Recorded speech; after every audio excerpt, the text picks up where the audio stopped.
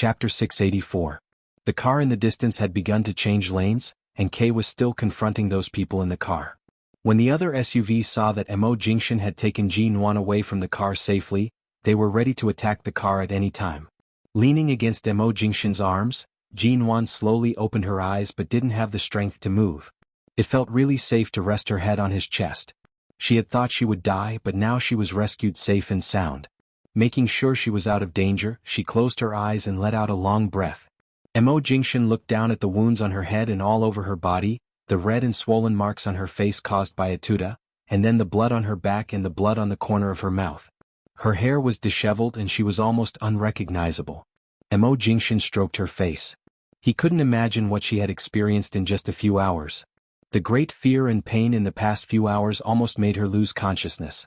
She just stared at him with her eyes wide open, staring at this man who had rescued her from the abyss at a moment of life and death. She finally believed what kind of skills and courage this man, who was sometimes cold and sometimes gentle, had. Just like the Mo Jingshan she met in Cambodia 3 years ago, his judgment, 11 base behind him, and his men and brothers who were as skilled as Kay. When he put on a suit, he was the eye-catching CEO, but when he took off his suit, he was a cold and decisive man. This was the Mo Jingshan she was familiar with and the man she loved. He was willing to endure everything for her, and so was she. Jin Wan understood his love at the moment of life and death, but at this moment in the vast world she just stared at him blankly and felt dizzy. She was motionless and couldn't even say a complete sentence. Jin Wan, speak. Mo Jingshan had guessed that she would be hurt by a tuta, but he didn't expect she would be hurt to this extent. He had found her as fast as he could, but a tuta was a lunatic with no humanity at all. Seeing the blood on the corner of her mouth and on her head, Mo Jingshan suppressed his surging killing intent. Seeing that she didn't speak, he suddenly picked her up by the waist. Mo Jingshan. Jin Wan slowly opened her mouth when she was about to be picked up by him, but her voice was as soft as a mosquito's. Mo Jingshan paused and looked down at her, thinking that he had hurt her. A car will come soon and take you to the hospital. Tell me where it hurts. He kept his voice very low as if he was afraid to scare her who was so fragile and injured, or more likely to scare himself who was hiding in his heart and was about to go crazy. Even in Cambodia, Jin Wan hadn't been hurt like this. At that time she was kicked by Dolly, burned on her hands, and a gun was pointed at her head. He hated her so much that he wanted to kill Dolly at the last moment. Right now, Mo Jingshan was relying on his rationality to keep calm, but Jin Wan gently shook her head in his arms, buried her face in his shirt, and breathed in the smell of his arms. It was clean, refreshing, cold, and had the unique warmth of him. I'm sorry that you were threatened by them and put you in danger. I wasn't careful enough. I'm sorry. I shouldn't have come to Los Angeles. Mo Jingshan's calm black eyes were suddenly filled with heartache. It has nothing to do with you. If they didn't find you by my side, they would have made trouble for others. My parents are still in Los Angeles. Even if you stay in High City, they can't turn their target to you, but they will use other means. To people like them, anything related to me is just a means for them to defeat me. Seeing the apology in Jin Wan's eyes, Mo Jingshan held her head in his hands, bent down to kiss her hair and said in a low voice, You came to Los Angeles to talk about business.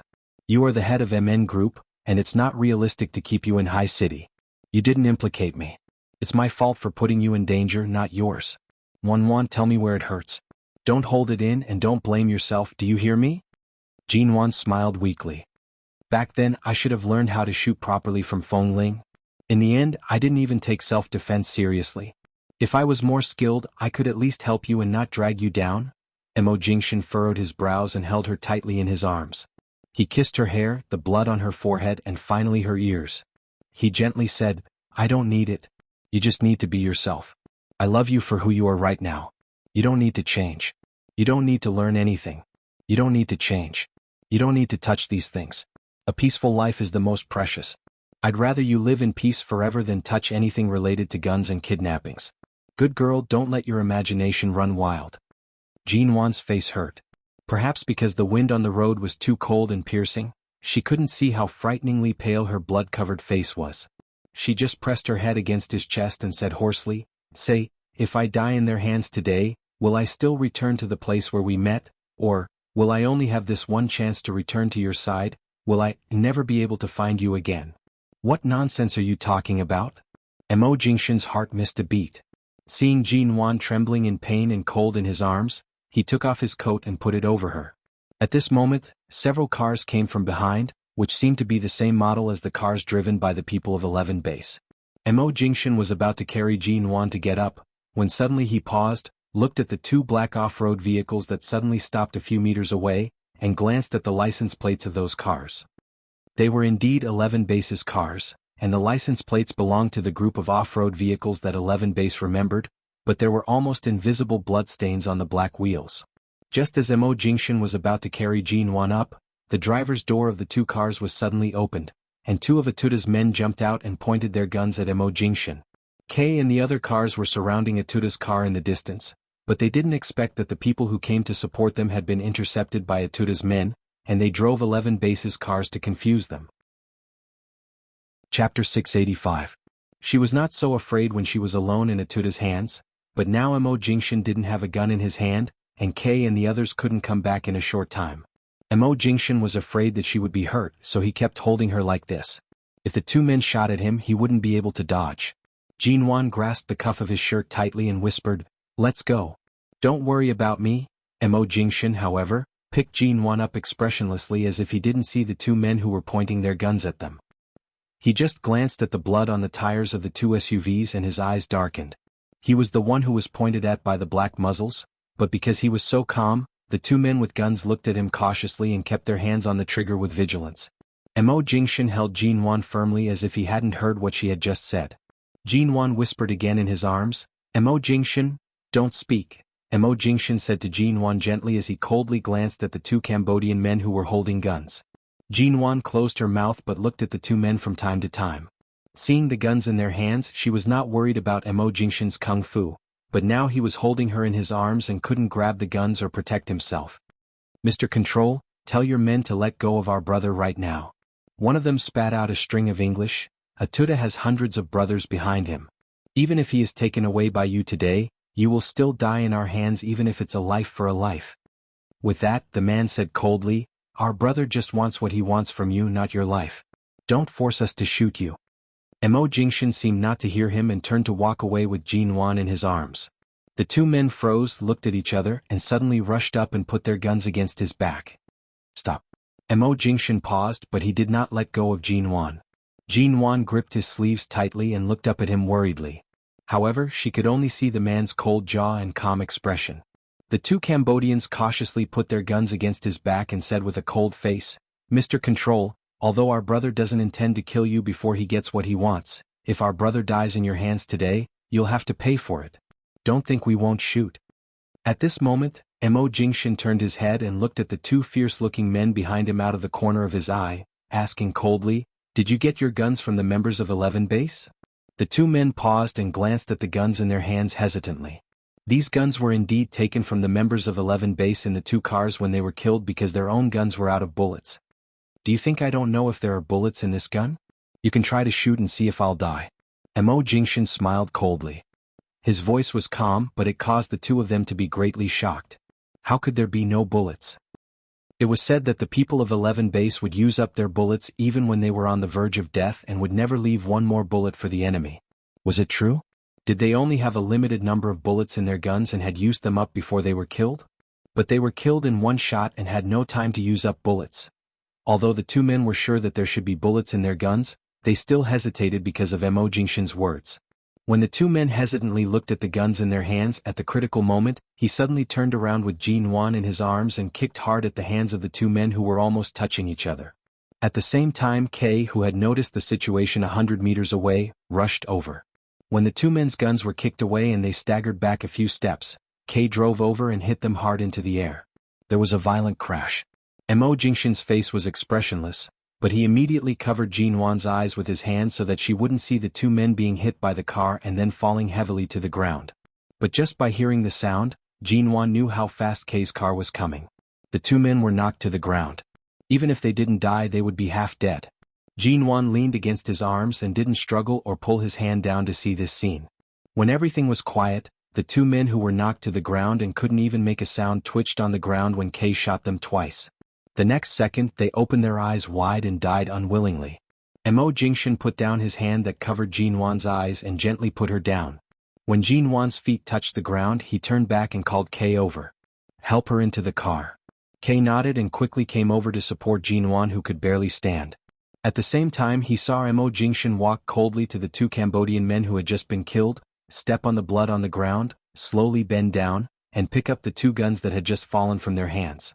Kay knew that Mr. Mo was looking at the numbers on the two guns to determine which two men in the base were killed by them. Just when Kay turned around and was about to help Jinwan into the car, suddenly, a black gun quietly stuck out of the rear window of the two cars that had been driven by the Cambodian men. Kay had turned around and was supporting Jinwan, and Mo Jingshan had also looked at the numbers on the guns. Only Jinwan, who was about to be helped into the car, kept turning her head to look at Mo Jingshan and immediately saw the gun sticking out of the car. Bang! Watch out! At the moment the gunshot rang out, Jinwan used all her strength to push Kay away and staggered toward Mo Jingshan, who was not far away from her. Mo Jingshan also turned his eyes the second before the gunshot rang out, but it was too late. Jinwan suddenly rushed over, pushed him away and quickly stood in front of him. Mo Jingshan's expression changed from astonishment to shock, and then the woman in his arms trembled and fell limp in his arms because she was shot in the back. His internal organs and the blue veins on his forehead bulged, and everything seemed to explode in an instant. Jinwan. Mrs. Mo, the shot hit the back of Jinwan's neck 2 or 3 inches below, which was almost the same as the wound she had suffered on the metal shelf in the dark warehouse. In an instant, more blood gushed out of her back, soaking her clothes that had already been dyed red. Chapter 686. Mo Jingshan almost had to hold her back hard to keep her from falling, but she fell hard into his arms because of the force of the bullet. Then Jinwan almost spurted out a mouthful of blood. She was still conscious and didn't want him to be too sad or worried, so she tried hard to swallow the blood, but there was still a steady stream of blood flowing out of her mouth. Kay had rushed forward and caught the man who had been hiding in the car for a long time. He dragged him out of the car and threw him hard to the ground. He grabbed the gun and stepped on his back, almost breaking the man's spine. The man was still shouting in Cambodian. Kay looked up and saw the back of Jinwan's body covered with blood. He was so angry that his eyes were bloodshot. He kicked him hard in the back, picked up the gun on the ground and shot him several times in the back of the head. When the disgusting brain of the trash on the ground almost burst out, he threw the gun hard on the ground and turned to walk back quickly. Mo Jingshan held Jinwan, who could barely stand, in his arms. He covered the place on her back where the bullet had just hit her and couldn't wipe the blood that kept gushing out of her mouth with the other hand. He hugged her tightly with bloodshot eyes. "Don't be afraid. It's all right. Let's go to the doctor right away and take out the bullet. Don't be afraid, be good. Wan, it's all right, it's all right." Although he said so, neither Kay nor Jinwan had seen Mo Jingshan so panicked for the first time. When Jinwan's body suddenly fell down weakly, Mo Jingshan also knelt on the ground and still held her tightly in his arms. "You lunatic, who asked you to take the bullet for me? Who told you I wouldn't avoid it? Who asked you to rush over so stupidly, huh?" Jinwan seemed to see Mo Jingshan's reddened eyes in the pain and grogginess. She opened her mouth to smile, but more blood gushed out of her mouth. Mo Jingshan rushed to wipe it for her, but even though his sleeves and hands were stained red, the blood in her mouth was still the same as the blood in the wound on her back, gurgling as if it would not stop. "Mrs. Mo." Seeing Mo Jingshan's hand on Jinwan's back, Kay's heart sank. This gunshot wound was at the lower part of the neck. How could Mr. Mo not see the position of the gunshot wound? Any deviation of a few millimeters would have instantly killed him. It was a nearly fatal shot. Jinwan fell into Mo Jingshan's arms and wanted to laugh, but she knew that if she laughed, there would only be more blood and Mo Jingshan would only be sadder, so she stopped laughing. She closed her mouth and twitched the corner of her mouth, but in a moment she couldn't hold back the blood in her mouth and it flowed out along the corner of her mouth bit by bit, and then more and more blood came out. This feeling was very familiar. It was like when she was dying in prison in her previous life. The blood in her mouth seemed to flow endlessly, it was so painful. But she had never seen Mo Jingshan's expression as though the sky had collapsed. She had never seen such a look in his eyes that made her heart ache. She had thought that even if the sky collapsed he wouldn't blink, but it turned out that he would also have such a broken expression. Jinwan's eyes were filled with tears. She didn't want to cry, but the tears mixed with the blood on her chin. It was sticky and fishy, and there was a disgusting taste of blood and rust in her mouth. Mo Jingshan. Jinwan slowly raised her hand and tried to touch his hand that was also dyed red with her blood. As soon as her hand touched him, he held it hard. "Do you think that you're the only one who's willing to endure everything for me? Do you think only you know how to love?" Jin Wan's vision darkened and she could barely see clearly. She stared at the man's face with her empty eyes that were about to lose focus. She seemed to see his tears. Mo Jingshan's tears. When this man rushed to England for her, he was willing to do anything. He could cut her heart piece by piece without any expression on his face. It turned out that he could also cry. Don't speak, don't speak. Mo Jingshan looked at the blood in her mouth, let go of her hand and put his hand on her mouth. Don't speak, Nguyen. If you have anything to say, wait until the bullet is taken out. Wait until you are well. Jin Wan closed her eyes. I'm afraid if I don't say it now, I won't have a chance to say it again. No. Mo Jingshan covered the wound on her back with his hand. Be good, Nguyen, be good. Don't speak. Let's go to the hospital now. Los Angeles has the best doctors in the world. You will be safe and sound. Good girl, I'm here for you. She felt that her eyes were almost closed, but she still tried to open them, but she could barely see his face in the blur. Inform the Los Angeles Traffic Bureau to clear all the roads leading to the hospital. Take her to the hospital immediately. Don't let there be any obstacles. Don't waste a second. When Kay hurriedly drove the car to the side, Mo Jingshan didn't wait for Jin Wan to speak and directly carried her into the car. Kay nodded, put on the headphones and sped up the car crazily. The car was instantly infected by the smell of blood on Jin Wan. Jin Wan felt sharp pain all over her body, and the only thing that made her feel safe and warm was Mo Jingshan's arms. She couldn't hold it anymore and closed her eyes again. At this time, Mo Jingshan pinched her chin hard as if deliberately making her stay awake in pain, and said in a low, commanding tone, "Open your eyes. Don't sleep." Jin Wan's eyelashes moved and she opened her eyes a little. Mo Jingshan held her tightly, and his hands were covered with sticky blood. Jin Wan was like a person who had been fished out of the blood, and there was not a clean place on her chest or back. She just looked at him, at his chin that was stained with her blood, but no matter what, this man was still very good looking. Mo Jingshan, don't you think life is full of unknowns? Jin Wan swallowed hard the blood in her mouth, looked at him with a smile and said with some difficulty, life is only a few decades. We don't know what we will encounter.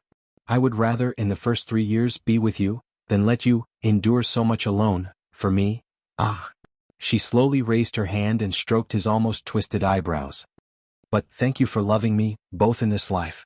Thank you for not really giving up on me. Thank you for still wanting me. Mo Jingshan. I said I didn't love you, but it's not true. I love you very, very much, and never stopped. Chapter 687. Kay kept driving forward almost at a racing speed, and the wheels screeched from time to time when they got off the highway. Jin Wan didn't want to see him like this. She swallowed blood and raised her hand to touch his face, trying to turn him back into the man who could plan and control everything. She wanted him to be fine, but she only raised her hand halfway and almost fell down again. Mo Jingshan grasped her hand in time and pressed her bloody hand against his face. Jin Wan had never seen him so disheveled. His face was covered with blood because of her. But he still looked so beautiful. Jin Wan leaned in his arms and smiled again. Feeling Mo Jingshan's hand on her back, she felt that she was surrounded by the world's sense of security. At least in this life she would not die alone. At least she was in his arms. But she was so sad that Mo Jingshan would probably be left alone in the future. It was very quiet in the car. Kay didn't say a word. He was focused on driving, even driving crazily. It was so quiet in the car that only Mo Jingshan and Jin Wan seemed to be there, but Mo Jingshan didn't say a word but kept wiping the blood from Jin Wan's mouth. Because of what Jin Wan said just now, he held her tightly in his arms and his calm eyes were now dark red. Jin Wan leaned in his arms and didn't move or speak. She was really in pain and tired and had no strength at all. She even gradually felt a little numb as if she couldn't feel any pain. It took Mo Jingshan less than 3 hours to bring her back to him. Even though she was covered with wounds and might die in his arms bit by bit, at least the fear and torture were finally over. Now she could only feel grateful. She didn't know what to do with Mo Jingshan. Instead, Mo Jingshan took Mo Jingshan a few hours to bring her back to him. Although she was covered with wounds and might die in his arms bit by bit, at least the fear and torture were finally over. She was grateful that he did everything he could for her. She was so grateful. Jin Wan had been swallowing blood, but now she couldn't even move.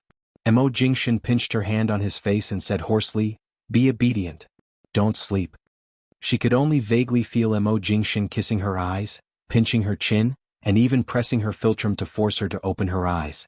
She tried hard for a long time but only furrowed her brows slightly. She said hoarsely in a voice that could only be heard when he lowered his head to approach, "It hurts? How can it not hurt? The scariest thing in life is not death, but to experience death twice." Mo Jingshin lowered his head to look at the blood-soaked little woman in his arms. His voice was hoarse and angry. "Jinwan, open your eyes. You have to hold on for me. Open your eyes and look at me. Do you hear me? Open your eyes." Jinwan's eyelids fluttered, and her weak hand was forcibly pressed against his face, but her fingers were weak and didn't move. Wan. She closed her eyes and didn't move anymore. The frown between her brows gradually loosened as if her consciousness was draining away bit by bit with the loss of blood. "Jinwan. Don't sleep. Jinwan. Kay. Hurry up." Kay looked back through the rearview mirror as he drove. Seeing Mo Jingshin and Jinwan motionless in his arms, he wanted to speak, but when he saw Mo Jingshin's eyes, his heart skipped a beat. He had never seen Mr. Mo look at him like this. He seemed to be begging him to drive faster. Kay stepped hard on the accelerator. Fortunately, all the pedestrians and vehicles on the road had been temporarily cleared 10 minutes ago. He drove at the fastest speed ever and almost flew on the road. Ordinary hospitals couldn't save Jinwan with such a fatal gunshot wound, so they could only go to the largest international hospital in Los Angeles, which had the best doctors, medical means and equipment. Many years ago, Nan Hung was shot several times and was on the verge of death. It was in that hospital that doctors saved him from the gates of hell. Now they could only pin their hopes on that hospital.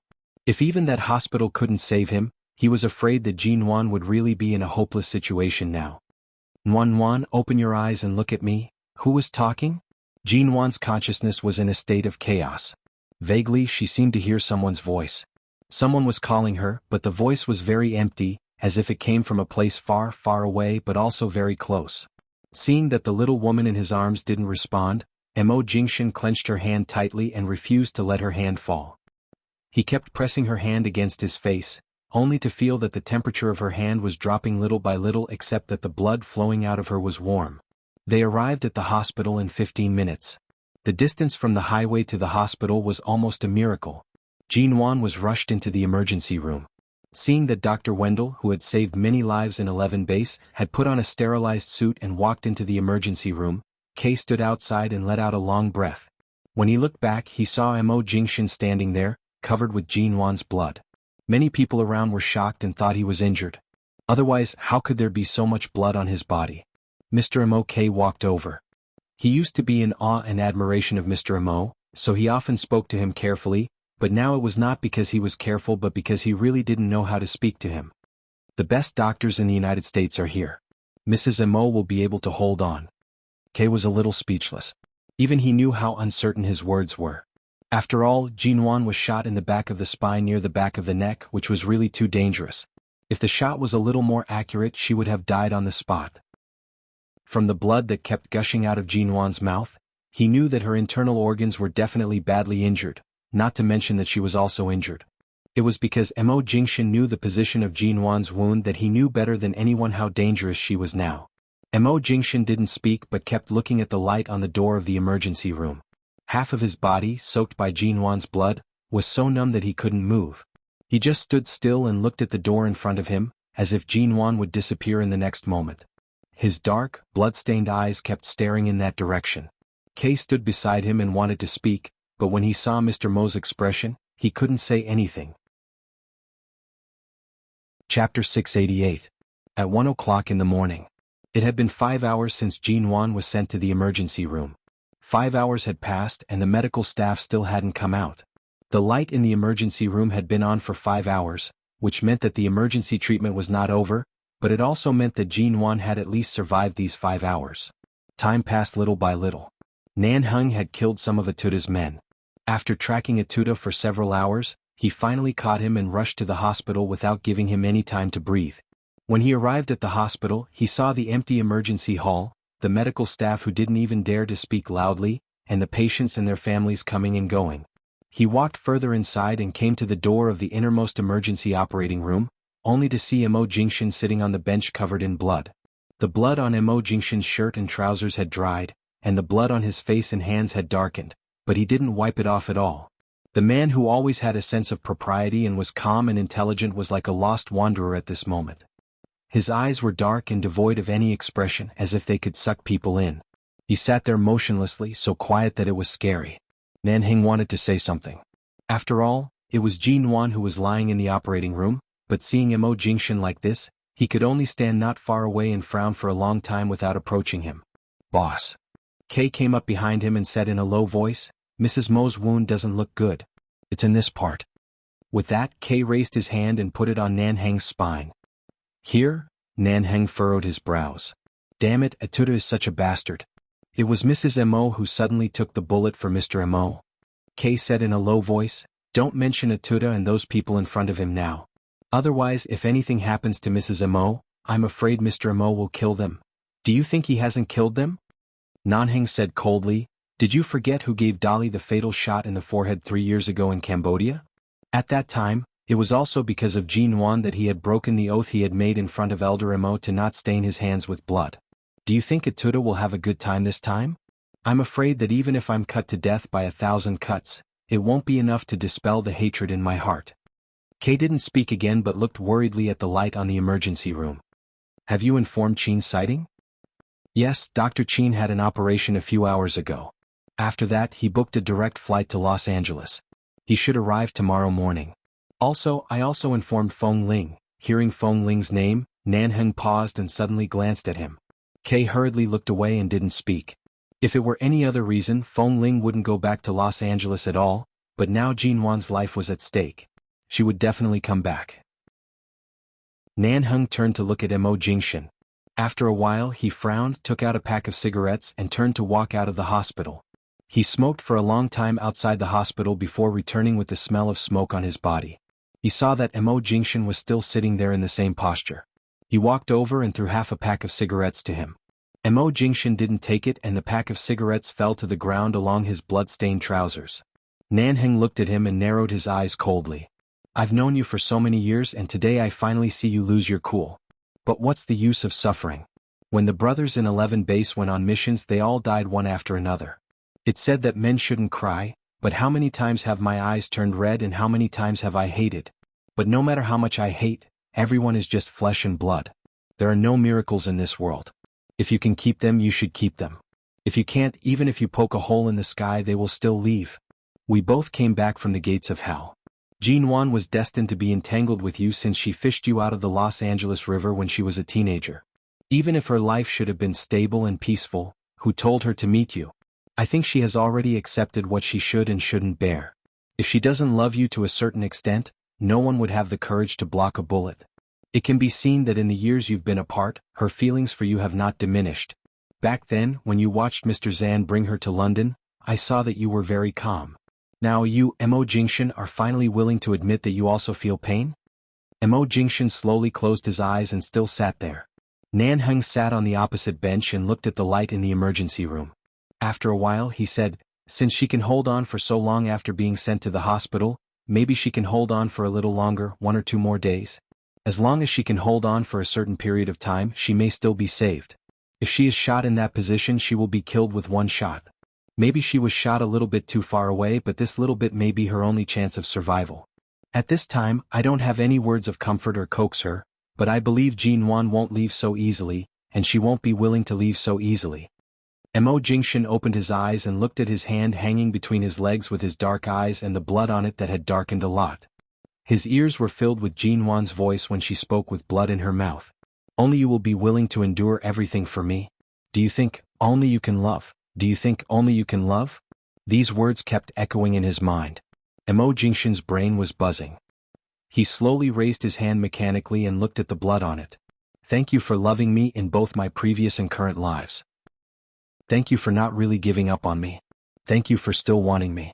She could say these words, which showed how careful and uneasy she was in love with him. How afraid she was that he would leave in a fit of anger and never come back for 10 years, and how afraid she would be separated by death as soon as she turned around. On the surface, she looked so tough that she didn't feel anything, but when he pushed her away step by step and told her that he was already dead just to let her go, the expression on her face was deeply imprinted in his mind and he couldn't forget it. She had been afraid. But he had pushed her so far away when she was at her most apprehensive and afraid. In order to keep him, she even abandoned her dignity and desperately hugged and held him, but in the end he still pushed her away. He remembered that when she signed the divorce agreement, she didn't even plan to see him for the last time and directly went to England. He remembered that she fell into his arms with blood in her mouth and said that she never stopped loving him. He remembered that she said in a very low voice that it hurt in his arms. Yes, it hurt. Chapter 689. It was far more than 5 hours. The light in front of the emergency room was on until the next morning. At 8 o'clock in the morning, Qin Sighting, who flew over overnight, arrived, but Jin Wan still hadn't come out of the emergency room. How long has she been in there? Qin Sighting had learned about the situation from Kay before he came, so he didn't ask anything. Seeing that the emergency operation was still ongoing, he asked this question. Nan Heng held a cigarette in his hand but didn't smoke it. He just sat here and waited all night. Then he looked at Qin Sighting and said flatly, "It's been more than 12 hours. Qin Sighting didn't know whether he was relieved or not. He just nodded and said, "When I saved your life in Los Angeles with Dr. Wendell was very skilled in removing bullets from dangerous parts. At that time I just cooperated with him in the operating room. Now even without me, I believe Dr. Wendell is able to save Jin Wan. After all, it's been so long and she hasn't given up. Let's wait a little longer. Am I the one in a hurry now?"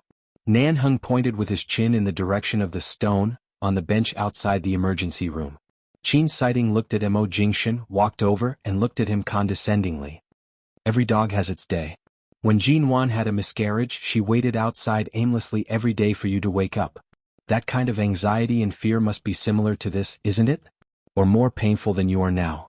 In just one night, Mo Jingshan's chin was already covered in green stubble. His body was covered in dried blood and he looked like this. Even Qin Sighting could barely recognize him. After all, Mo Jingshan was his brother. No matter how much Qin Sighting hated him in this situation, it was useless for him to say anything except to stimulate him and keep him from collapsing. Just then, the light on the door of the emergency room finally turned from red to green. Qin Sighting was most sensitive to the change of light in the emergency room. After all, he knew the meaning of this light too well. He quickly glanced at the light on the door and suddenly said, "She should have survived." Mo Jingshan immediately turned to look at the door of the emergency room. Seeing the color of the light on the door, he got up and walked over quickly. Not long after, the door was opened, and the most skilled doctors of Los Angeles Hospital and Dr. Wendell came out. After more than 12 hours of emergency treatment, the doctors were all tired, but Dr. Wendell was still very energetic and seemed to be in a good mood, which meant that Jin Wan didn't die on his operating table. But Jin Wan was not pushed out. Only the medical staff in the operating room came out. The moment he saw Mo Jingshan, Dr. Wendell nodded to him politely and saw several acquaintances outside. He immediately took off his medical mask and said in English, "Miss G's bullet has been successfully removed, but the bullet injured the central nervous system of her spine, and she must have suffered some impact injuries before. There are several red swollen and broken skin on her head, and she suffered several cardiac arrests during the operation. It took us a lot of effort to pull her heartbeat back, but it's still very weak. We have transferred her directly from the operating room to the ICU. No one is allowed to approach her except the medical staff. The observation period and critical period will be long. Everything depends on Miss G's own ability to recover. Although the operation is very successful, whether she can survive or not really depends on her, and we can't guarantee it." Dr. Wendell nodded to Mo Jingshan politely and saw several acquaintances outside. He immediately took off his medical mask and said in English, "The bullet has been successfully removed from Miss G's body, but the bullet injured the central nervous system of her spine. Has she been transferred to the ICU?" Mo Jingshan asked, his voice almost hoarse when he spoke. Dr. Wendell nodded. "Her internal organs and spine have been injured by the bullet. She must be transferred directly from here to a sterile environment. Otherwise, her internal organs will be easily infected. Mr. Mo, please rest assured. As long as your wife still has a chance of survival, we will not give up. The most professional doctors will take care of her 24 hours a day." The central nervous system of her head and spine was injured. Qin Sighting asked calmly. "Will it affect the functions of her brain? Including her brain, thinking, intelligence, etc.? Dr. Wendell said lightly, "It's not certain yet. We need to observe her after she passes the critical period.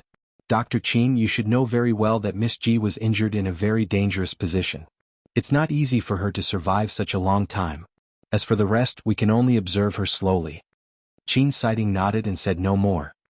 "Mr. Mo, I'm going to change my clothes first. It's very uncomfortable to wear this for more than 10 hours in the sterile operating room. I'll tell you more about Miss G's condition after I change my clothes. Wendell said politely and respectfully to Mo Jingshan. After Mo Jingshan silently nodded, he left with the other doctors to change clothes. The lights in the emergency room then went off. Hearing that Jinwan's life was saved, Nan Heng turned to tell Kay about Atuda. Qin Siding stood there with his hands in his trouser pockets and turned to look at Mo Jingshan, who frowned because he didn't see Jinwan come out unscathed. Just like your car accident, the central nervous system of her spine was injured. Did she save your life? Mo Jingshan's eyes were distant. He just listened and said nothing. Nan Heng had been waiting for Feng Ling to show up, but she didn't come to the hospital. 11 Base made several calls in a row. They had to go back to deal with Atuda, and they couldn't delay any longer. They had received accurate news that Feng Ling landed in Los Angeles almost at the same time as Qin Siding this morning. But she didn't show up. Urged by the base again, Nan Heng left. However, less than 5 minutes after Nan Heng left the hospital, a slender figure in a black dress appeared in front of the hospital. Seeing that Nan Heng had left, she entered the hospital. Kay had just received a call and was about to come out, when he suddenly saw a woman with shoulder-length hair, dressed very feminine and wearing sunglasses coming in. He didn't pay much attention to her. After all, there were many beautiful women in Los Angeles, and there were many such enchanting and charming women.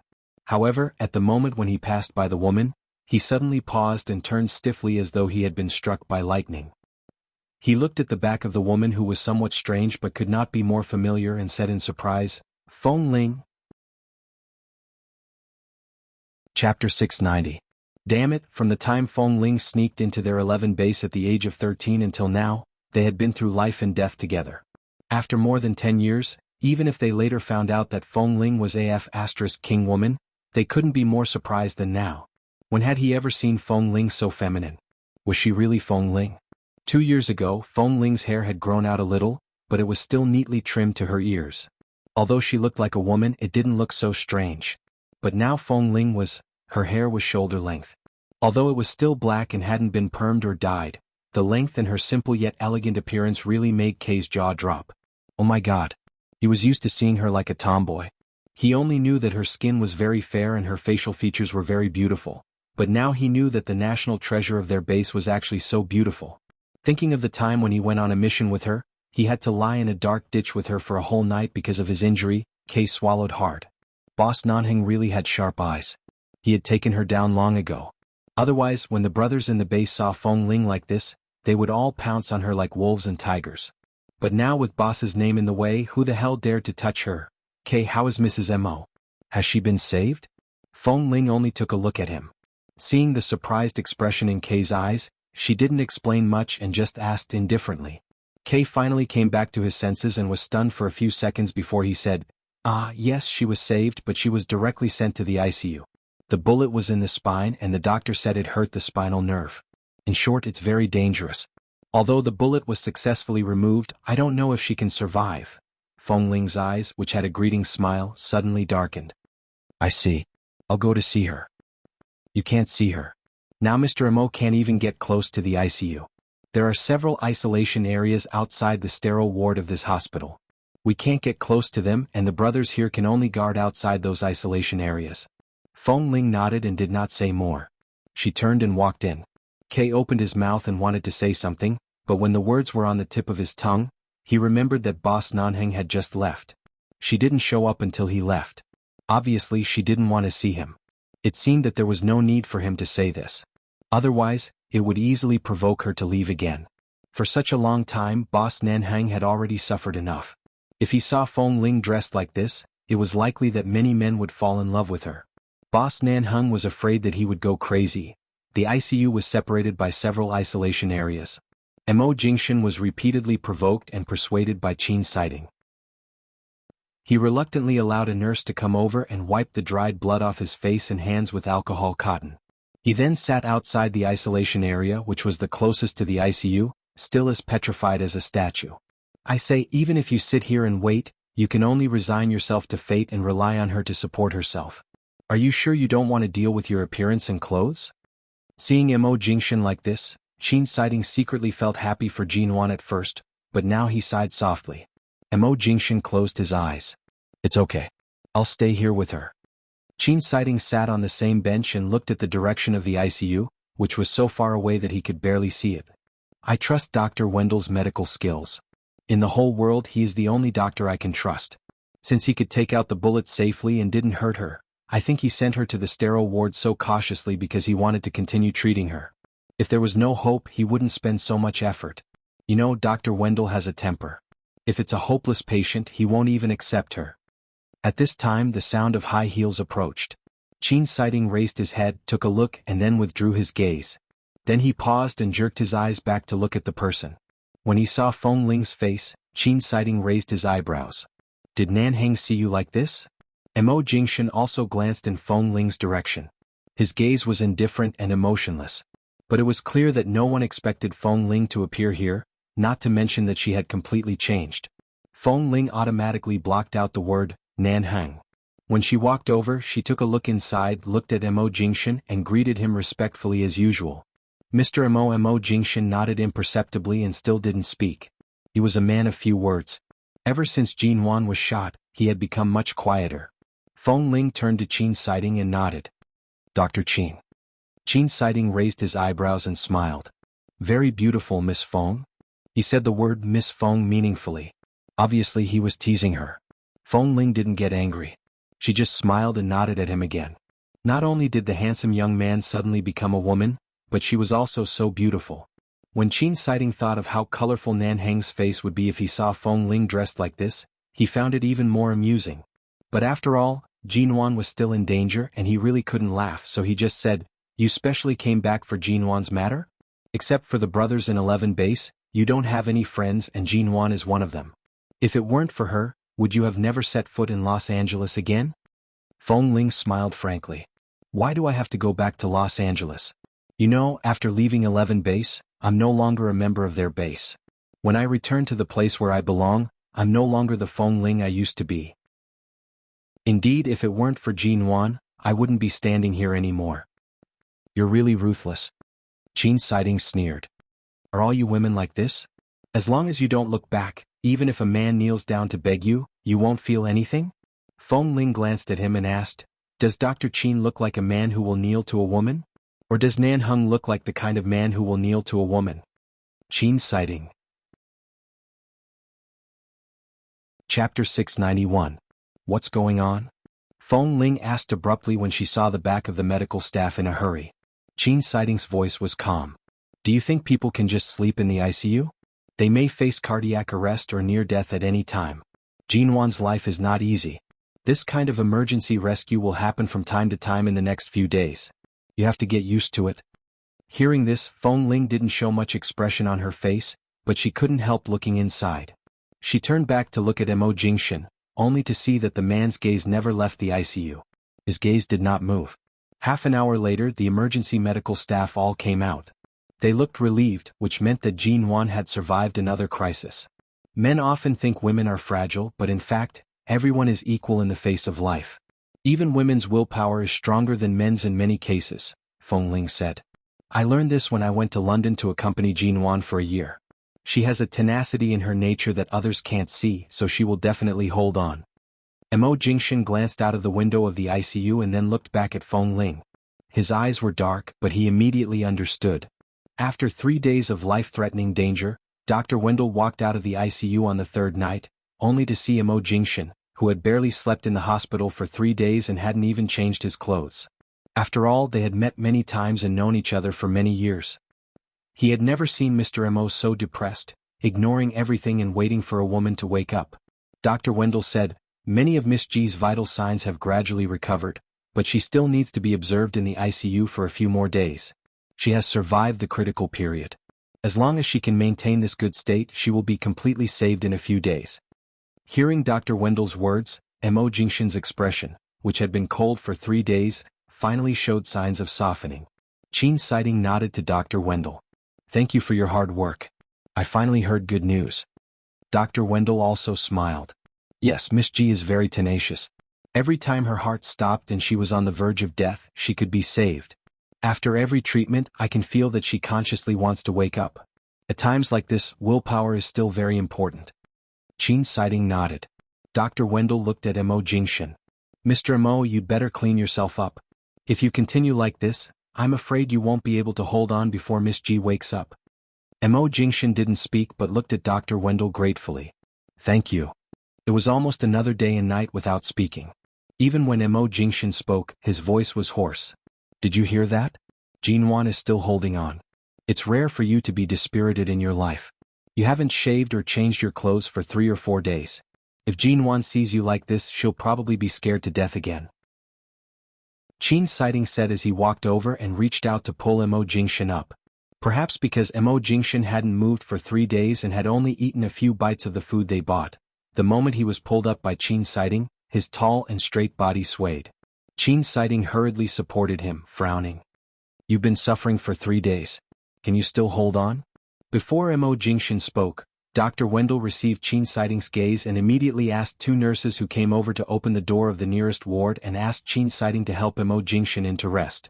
Maybe because of the rare good news about Jinwan, Mo Jingshan was no longer so cold and depressed that no one dared to approach him, or maybe only Qin Siding dared to drag Mo Jingshan away by force. He sent Mo Jingshan to a nearby ward and asked K to bring him a change of clothes and other things. He hadn't eaten much for 3 days.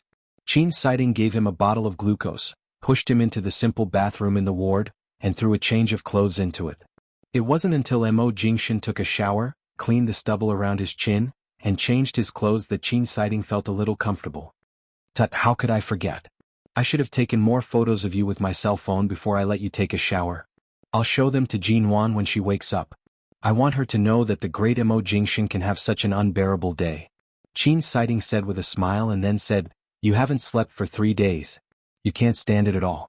You should take a rest, even if it's just a 2-hour nap. Mo Jingshan took a look at him and said coldly, What did you put in the bottle of glucose you gave me just now? Qin Siding smiled. The drug works so fast? I specially asked Dr. Wendell for the nearest tranquilizer and dissolved it in the glucose. It should take you a while to fall asleep, but you haven't eaten or drunk anything these days. I guess your body's resistance has weakened, so the drug works faster than usual. There's nothing to say. Just go to sleep.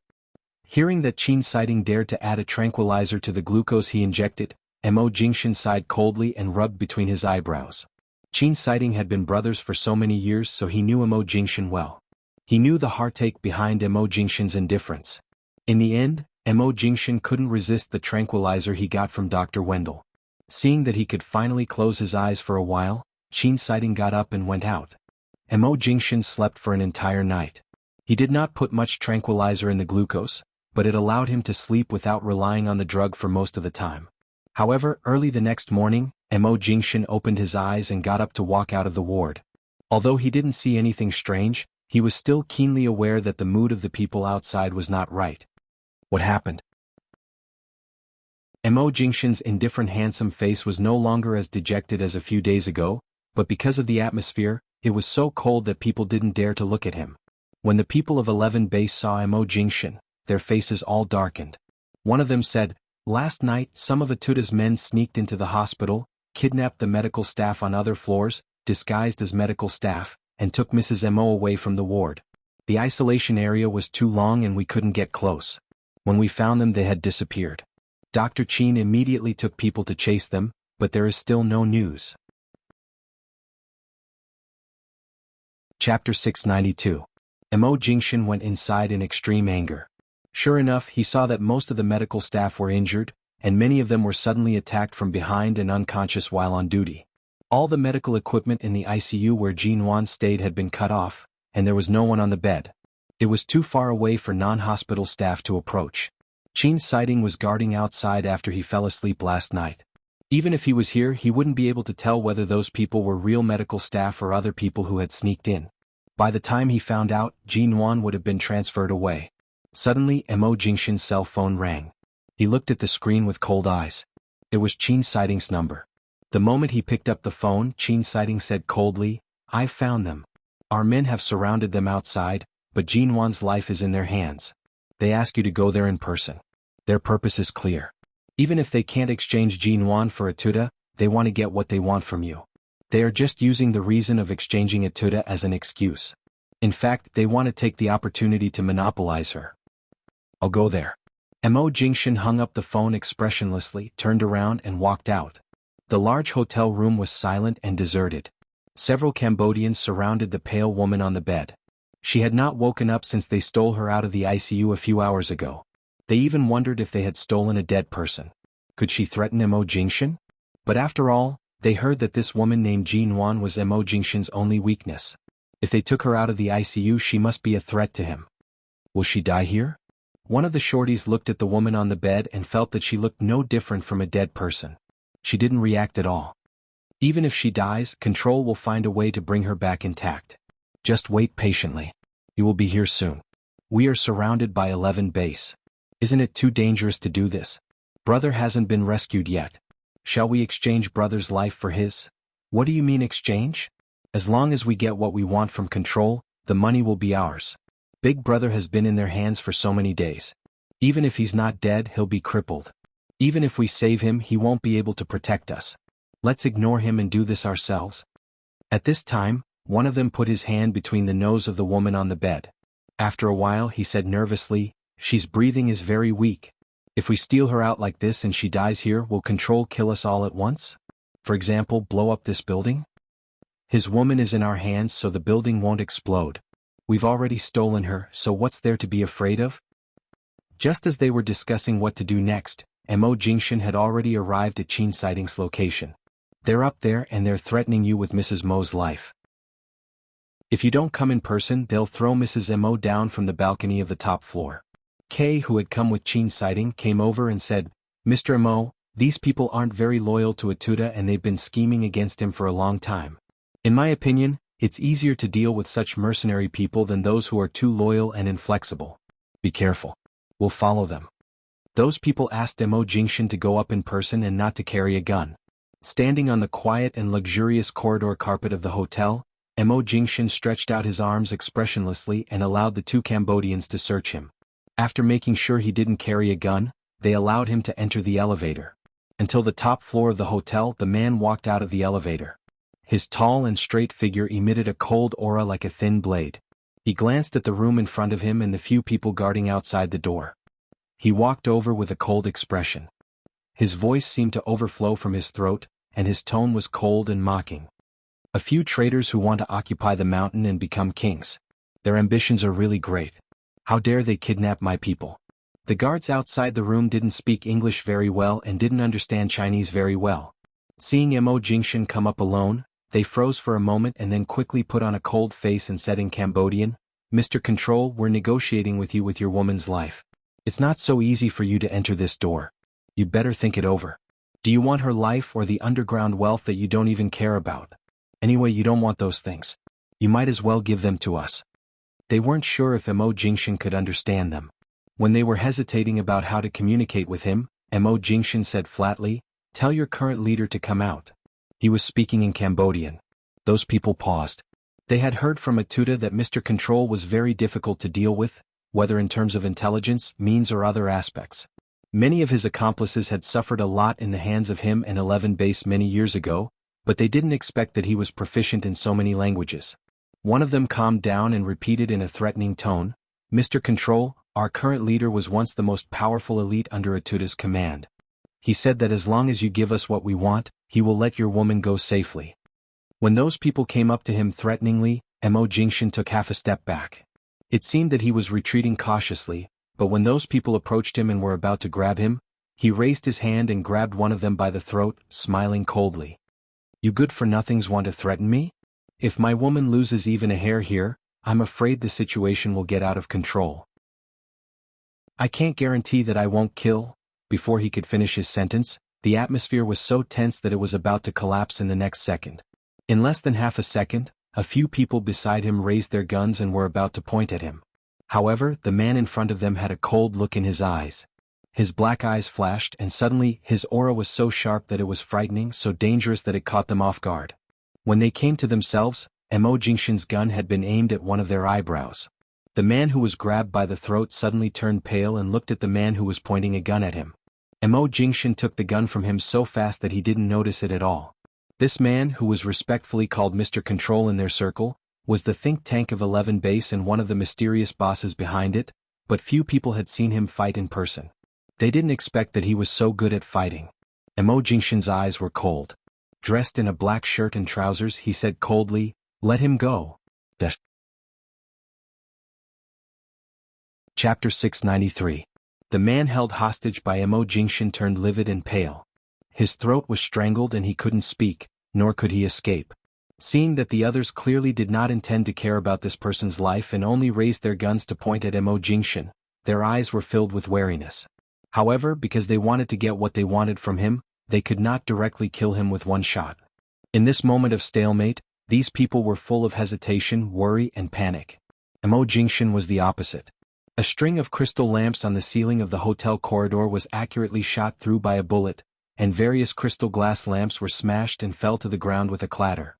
There were only 2 windows at the ends of the corridor on the left and right sides, and the middle section was plunged into darkness because all the lights went out. The first person to rush out of the door of the safe passage was K, because it was 11 Base's unchanging code to fire a shot after snatching a gun. The moment he heard the gunshot, he rushed out as fast as he could, followed by other base members who quietly climbed to the top floor along the stairs of the safe passage. The light in the corridor was too dim. Before those Cambodians realized what was going on, they were suddenly knocked down, and their guns and everything that could be used as weapons were taken away in an instant. However, everything happened very quietly. Except for the first shot that Mo Jingshan fired, all the subsequent actions were silent. Even those people who were knocked down fell to the ground in an instant and couldn't make a sound. The man held by Mo Jingshan was the only one who hadn't been knocked down. After gradually adapting to the dark light, he saw the scene around him and the people of 11 Base. His face changed dramatically, and he immediately wanted to shout to warn those people who were holding Jinwan hostage in the room. Just when he was about to speak, the man holding the gun in front of him was still calm, pointing the muzzle between his eyebrows as if he was not threatened at all. Mo Jingshan's face remained unchanged and he still said 2 words coldly, "Open the door." The man looked at him and moved his lips, but he didn't dare to make a sound because the gun was pointed at his head. He was about to beg for mercy when the door behind him opened. Although there was no sound after that, their guns were not silenced, and the people inside must have heard the sound when Mo Jingshan fired. It was just that they couldn't guess whether the gun was fired by their men or someone else. After all, if Mo Jingshan could really enter this hotel, he should have been searched and couldn't have brought a gun in. But the people who came out didn't expect that when the door opened, they would see more than 20 people of 11 Base standing in a row in the dark, and all the guns were aimed in the direction of the door. The man's expression changed and his pupils constricted. Just as he was about to retreat, he stopped in front of the door in fright because of the muzzles of the guns. There was a moment of dead silence in the corridor. From the beginning to the end, Mo Jingshan remained calm and indifferent. The people in front of the door saw Mo Jingshan in the darkness and then saw their brothers lying unconscious on the ground. One of them was being held hostage by Mo Jingshan. They abruptly turned around and rushed back. At the moment when the man moved, K took the lead to shoot. With a bang, the man was shot in the shoulder. The people in the room were ready to go, and the leader had already dragged Jinwan up from the bed. At the moment when K rushed in with his men, he saw several people carrying Jinwan on their shoulders, standing on the balcony and pointing their guns at the door. They were few in number and might not have enough bullets, but their biggest trump card was Jinwan. Seeing Jinwan, who hadn't passed the critical period, being carried on their shoulders and left the hospital, they didn't know if she could survive this. K glared at them coldly and pointed the gun in his hand at the head of the man who was carrying Jinwan. The Los Angeles police and the members of 11 Base have completely surrounded the hotel. If you don't want to make things worse, let them go immediately. The man behind K said, "I'll give you the last 30 seconds. The leader who was carrying Jinwan sneered and suddenly looked back at the balcony, only to see that the Los Angeles rescue team had arrived at the balcony, and a huge air cushion as high as 2 stories had been laid down below. Even if they threatened them by throwing this woman down, there was no room for them to threaten them. Even if they jumped down now, even if they didn't die, they would be instantly held down by the people who surrounded them below." The expressions of these people were instantly filled with panic, full of surprise.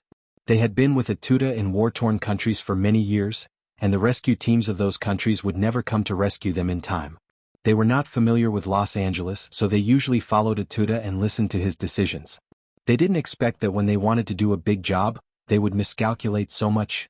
Did this Mr. Control know that they would make a mistake? K was about to go up, but in a flash the gun suddenly changed direction and stuck directly to Jinwan's body. The members of 11 Base were not weak. They were even better trained than many members of the American Special Forces and had excellent martial arts skills. As long as it was a normal fight, they would not be at a disadvantage. But now Mrs. Mo was in the hands of these Cambodians, and more importantly, Mrs. Mo's health was not very good. She had been saved in the hospital, so they couldn't make any mistakes, so they couldn't do their best. But even at this point, the people of 11 Base didn't seem to be at a disadvantage at all. Just when those people had been cautiously staring at K, fearing that they would be threatened and were going to attack them, Mo Jingshan hit the ribs of the man he was holding with a clever force. As the man bent over in pain, Mo Jingshan kicked him forward. Hearing the noise, K looked back and saw this scene. At the same time, he raised his foot and kicked the man forward again. This man was too dark, thin and short. After being kicked twice, he almost flew to the balcony not far away and finally fell heavily at the feet of those people, spitting out blood from his mouth. Chapter 694. Don't come any closer. Or we'll kill her now. He wanted her to take her last breath right here. Even if we die, we can take Mr. Control's beloved wife with us. The leader of the men on the balcony pressed the muzzle against Jinwan's back. As if on purpose, he pressed the muzzle harder and harder on the wound where Jinwan had just taken out the bullet. Seeing the wound on Jinwan's shoulder that had almost healed gradually oozed blood again and stained her white hospital gown, Mo Jingshan immediately stopped in his tracks. Kay and the others had already pulled the trigger of their guns. A fight could break out at any time. Looking at the men who had been leaning against the balcony with their backs to the high-rise building of another hotel across the road, Mo Jingshan looked at them coldly and suddenly let out a low, hoarse laugh. A few seconds later, he continued to move forward as if nothing had happened. The leader of the men also tightened his fingers on the trigger and watched Mr. Control come over as if he didn't care about this woman's life at all. Didn't their brother Atuta say that this woman named Jinwan was Mr. Control's weakness? Why did Mr. Control not seem to care about her when she was injured like this and her life was still in their hands? Was it because this woman couldn't live long? Or did Mr. Control have some other plan? But looking at this man's fearless expression, and even his entire body was filled with cold disdain, it was obvious that it was different from what they had imagined. Just as they cautiously carried Jinwan to the balcony and leaned against the balcony railing, Mo Jingshan said flatly, "You're courting death." The man's tone was too cold, so cold that they didn't understand what he meant when he suddenly said those words. However, suddenly there was a muffled bang. It was a silencer. Only those who knew how to shoot could distinguish the sudden muffled sound, but none of the people of 11 Base in the room, including Mo Jingshan, fired. It had only been 2 seconds before the men on the balcony realized what had happened. The leader of the men carrying Jinwan had been shot through the back of his head. He stood there stiffly for 2 seconds and then slowly knelt down. Even though he was dead, his eyes were still wide open and he couldn't believe what had happened. Just as those people were frightened by this sudden change, in just 2 seconds, there were a few more bang-bang sounds, and the few people standing on the balcony had their heads exploded in an instant. Seeing those men fall to the ground one by one and die with their eyes wide open in disbelief, Mo Jingshan looked calmly at the top window of the hotel across the road, where a sniper rifle was still standing. Mo Jingshan stepped forward and picked Jinwan up. Kay immediately led his men to kick those men away, lest the blood flowing from the back of their heads stain Jinwan's body. Seeing that Jinwan's complexion was so pale that it was almost colorless and that the wound on her back was seeping more blood, Mo Jingshan carried her up with a cold expression. Without a moment's delay, he quickly turned to leave. On the opposite side, Feng Ling withdrew the sniper rifle from the window and was about to carry it on her back out of habit. But then she realized that she was no longer a member of 11 Base and it was not convenient for her to take it with her, so she put the rifle aside and looked back deadpan, only to see Qin Siding, who was looking at her calmly. "No wonder when Nanhing didn't know you were a woman. He often said that although there were many capable people and powerful snipers in 11 Base, only you and Kay could shoot accurately from a distance of 500 meters, especially you. Although you are young and much thinner than others, you are more skillful with the sniper rifle than anyone else and seem to have infinite explosive power. Today I finally understand why he praised you so much." Feng Ling said flatly, "It should be said that Dr. Qin and Mr. Mo's judgment is very accurate. Those Cambodians know the current situation of 11 Base very well and know that Kay is the most trusted sniper. As long as Kay breaks into the hotel with them, they will think that 11 Base is in a hurry this time and doesn't prepare an external sniper range, so this diversion is the key to victory." Qin Siding smiled. "You haven't touched a gun for nearly a year, have you?" Feng Ling raised her eyebrows lightly. I haven't touched a gun since I left the base, so I'm really out of practice. If it weren't for the fact that the person I'm going to save today is Jean Wan, I wouldn't have taken this risk so easily. If I didn't aim accurately, I would have killed more than her. Since Nan Heng asked me to call you here, of course I trust your marksmanship. Feng Ling said flatly. Did Nan Heng ask you to call me? Qin Siding raised his eyebrows with a smile. Of course. Otherwise, why do you think I dare to invite you, Miss Feng? Since he is in Los Angeles, why didn't he come in person? Speaking of marksmanship, Kay and I were both personally trained by him. Isn't he the safest sniper? Feng Ling looked a little unfriendly. What do you think? Feng Ling didn't say anything more. She just put the sniper rifle back into the black rectangular leather case, and then turned to walk out expressionlessly, not intending to stay any longer. Feng Ling, Nan Heng forced you to leave 11 base for your own good. You grew up in an orphanage and finally found your family, so you should go back to live a peaceful life. Besides, your family won't allow you to live such a dangerous life again. He owes the Feng family a favor, but you are the lost child of the Feng family, so he can't negotiate with the Feng family and can only ask you to go back. Even if it's for your own good, he has to do that. Feng Ling didn't seem to hear his words. She didn't stop but walked out without looking back. However, as soon as she walked out of the door, she suddenly saw a tall and straight figure standing outside. The man was just outside the door, his back against the wall, a cigarette in his hand flickering between his fingers. Because she came out, he looked sideways at her. The man half narrowed his dark eyes in the smoke, stared at her cold face, and then took a deep breath, blowing the smoke on her face. Feng Ling looked coldly at Nan Heng, who had been waiting outside for a long time. Chapter 695. Nan Heng was nearly 1.9 meters tall and Feng Ling was nearly 1.7 meters tall. The difference between them was about 10 or 20 centimeters. When he looked down at her from above, he could clearly see each of her eyelashes. At this time, because she saw him, her eyelashes seemed to be frozen bit by bit, without any warmth. Even though she had been separated for 10 months and her appearance had been crowned with the shell of the eldest daughter of the Feng family, she was still the same Feng Ling, lonely and indifferent. His heart skipped a beat. It was a little sore and painful, but he couldn't describe the feeling. Nan Heng threw away the cigarette butt in his hand and stepped on it to extinguish it. Just as he was about to reach out to hold her wrist, she evaded him without leaving a trace. At the same time, she retreated a meter away. Nan Heng looked down at her and said in a low and hoarse voice, "I haven't seen you for 10 months. Are you going to avoid me like this?" Feng Ling didn't seem to hear him. Her eyes were cold. She gave up taking the elevator and turned to go straight to the safe passage in the other direction. Nan Heng's expression froze for a moment, then he quickly followed up. Qin Siding rushed back to the hospital and entered the emergency room with Dr. Wendell. If it had been any longer, Jean Wan would have died in that hotel. A few hours later, Jean Wan was sent back to the ICU. This time, the hospital learned from their mistake and allowed the people of 11 base to enter the isolation area. They put on a layer of sterilized coats and guarded outside the ward. Through the glass outside the ward, Mo Jingshan looked at Jean Wan lying motionless inside. All the medical equipment damaged by those people had been replaced with new equipment. She lay there, all white, almost drowned in a pile of medical wires and instruments of various colors beside the bed. No matter how long Mo Jingshan stood there and looked at her, she remained motionless. After participating in the emergency treatment, Qin Siding took a shower and changed his clothes. Seeing that Mo Jingshan could finally stand outside the ward and look at Jean Wan, he walked over and said, "She was seriously injured. Just a few days after the operation she was tossed out by those people. After disinfecting and retreating the wound, I can see that her signs of life are stable, but she is still very weak.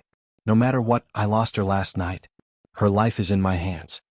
Mo Jingshan's expression didn't change, but when he looked at Jean Wan on the bed, his eyes darkened and his voice was low and slow. "Even if I was outside last night, I wouldn't have found what happened inside. After all, the isolation area is too far away and the medical staff are wearing sterilized masks. It has nothing to do with you. Don't take responsibility." Qin Siding also looked at Jean Wan. "Those people just want to get what they want from you, so they don't dare to do anything to you, but they are cruel to the people around you. However, they can't afford to take Jean Wan's life."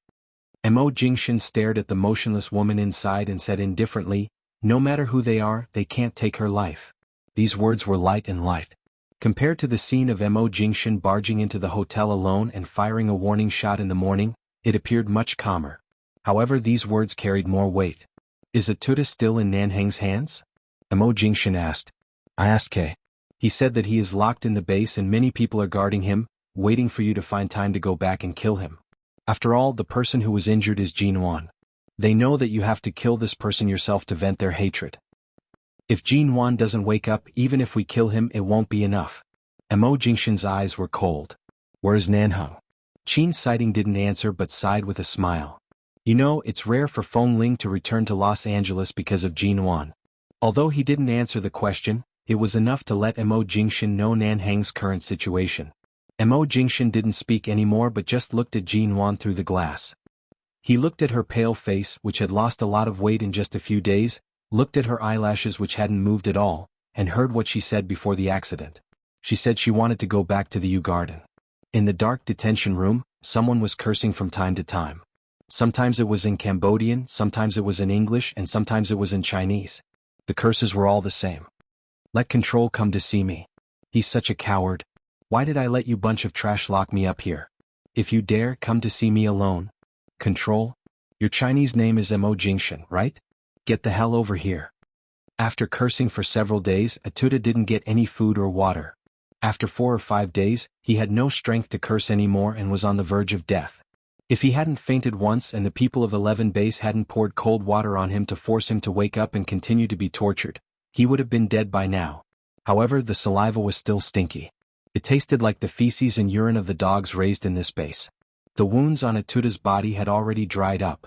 Blood and torn clothes were stuck to his body, and his yellow hair was messy on top of his head and almost tied into a knot. He was still cursing, panting weakly. Control. Don't think I'll die as easily as a keep. Of course you won't die as easily as a keep. I don't need to come here in person. The people here have thousands of ways to make you beg for death. Suddenly hearing the voice from outside, Atuda frowned and immediately looked up at the man who finally showed up outside the door. The moment he saw Mo Jingshan clearly, his brows immediately darkened. The man who rarely came back to 11 Base from the hospital looked at Atuda, who was in a mess, and said in a low, hoarse and careless voice, "You tried everything you could to get the source of the underground arms from me, just for the endless wealth. You two brothers risked your lives one after another, but you didn't hear me say anything. You don't want to give up, do you?" Atuda sneered. "Even if you don't tell us the source of those channels, I'm afraid you won't take those things. Don't you think it's a pity to hide billions of dollars worth of wealth under your silence? You've been making money in various war-torn countries and eating the food of the dead for so many years, but you haven't even made billions. Don't expect to get the money after I tell you the channel. For a good-for-nothing like you, even if I put those things in front of you, you won't be able to take the astronomical figure."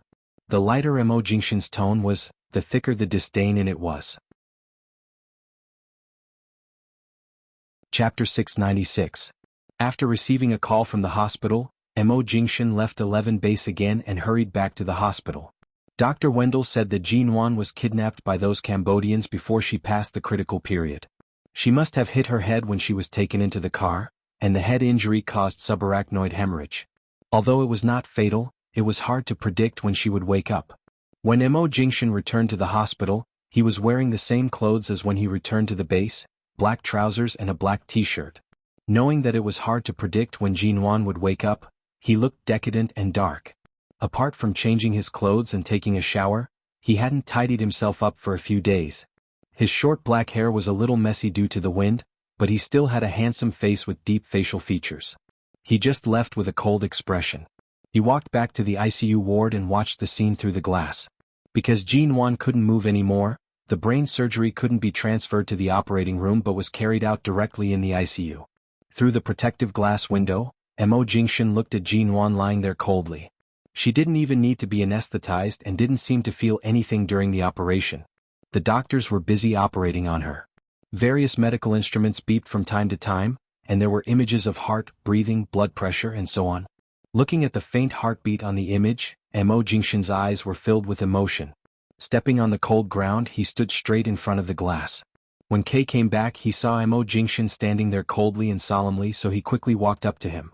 Kay knew that Jin Wan was in critical condition recently and Mr. Mo couldn't leave, so he respectfully told him what had happened to Atuda in the base. He estimated that Atuda wouldn't be able to live for more than a few days. After briefly explaining how to deal with those people related to Atuda, he didn't disturb him anymore and left. The hospital corridor outside the ICU fell silent again.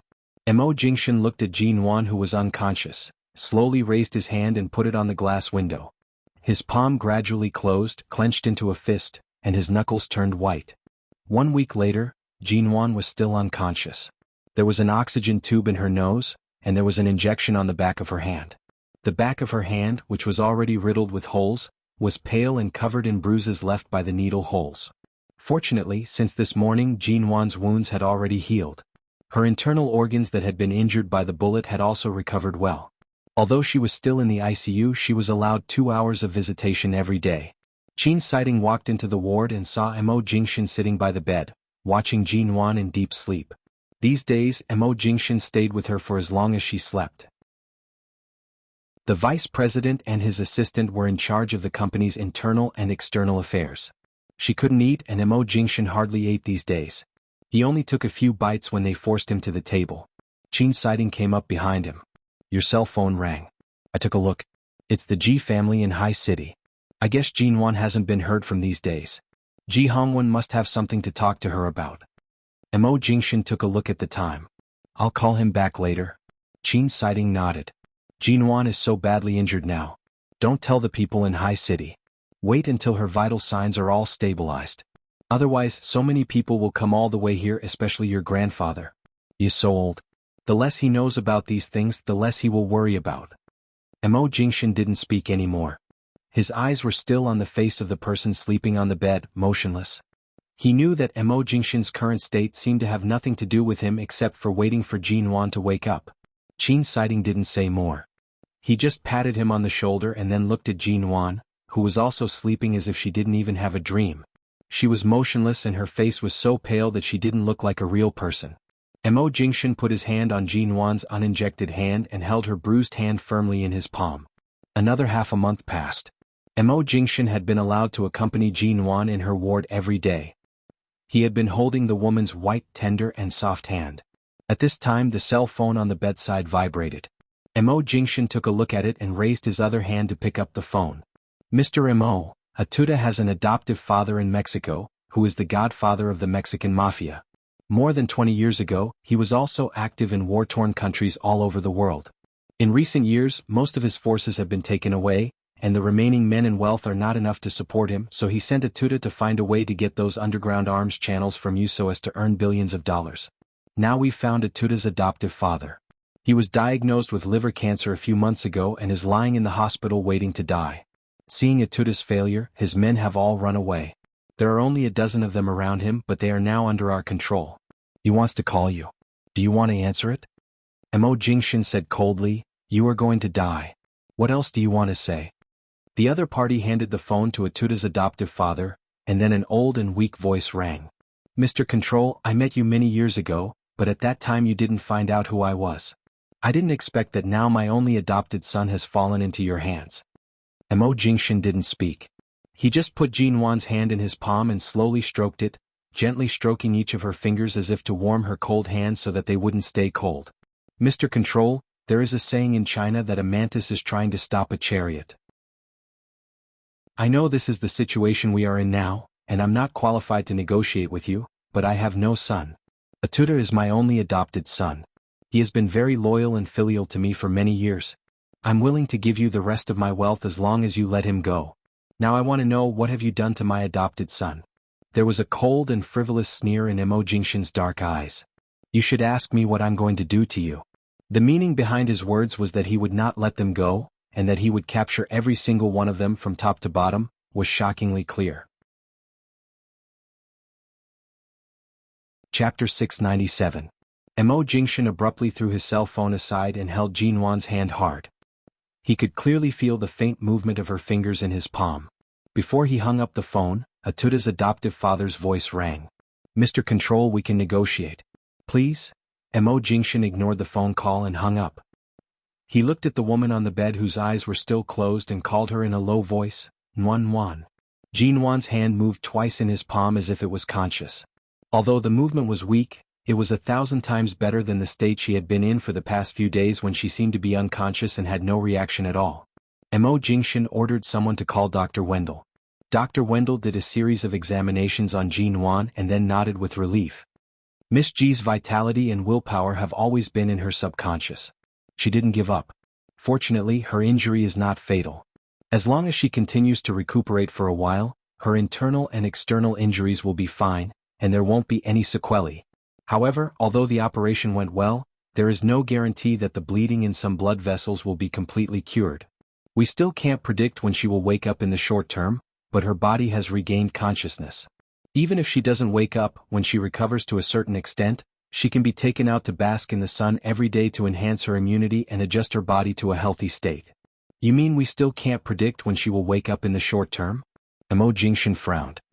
It means that it's up to Miss G to decide when she will wake up and whether she will be affected in all aspects after she wakes up.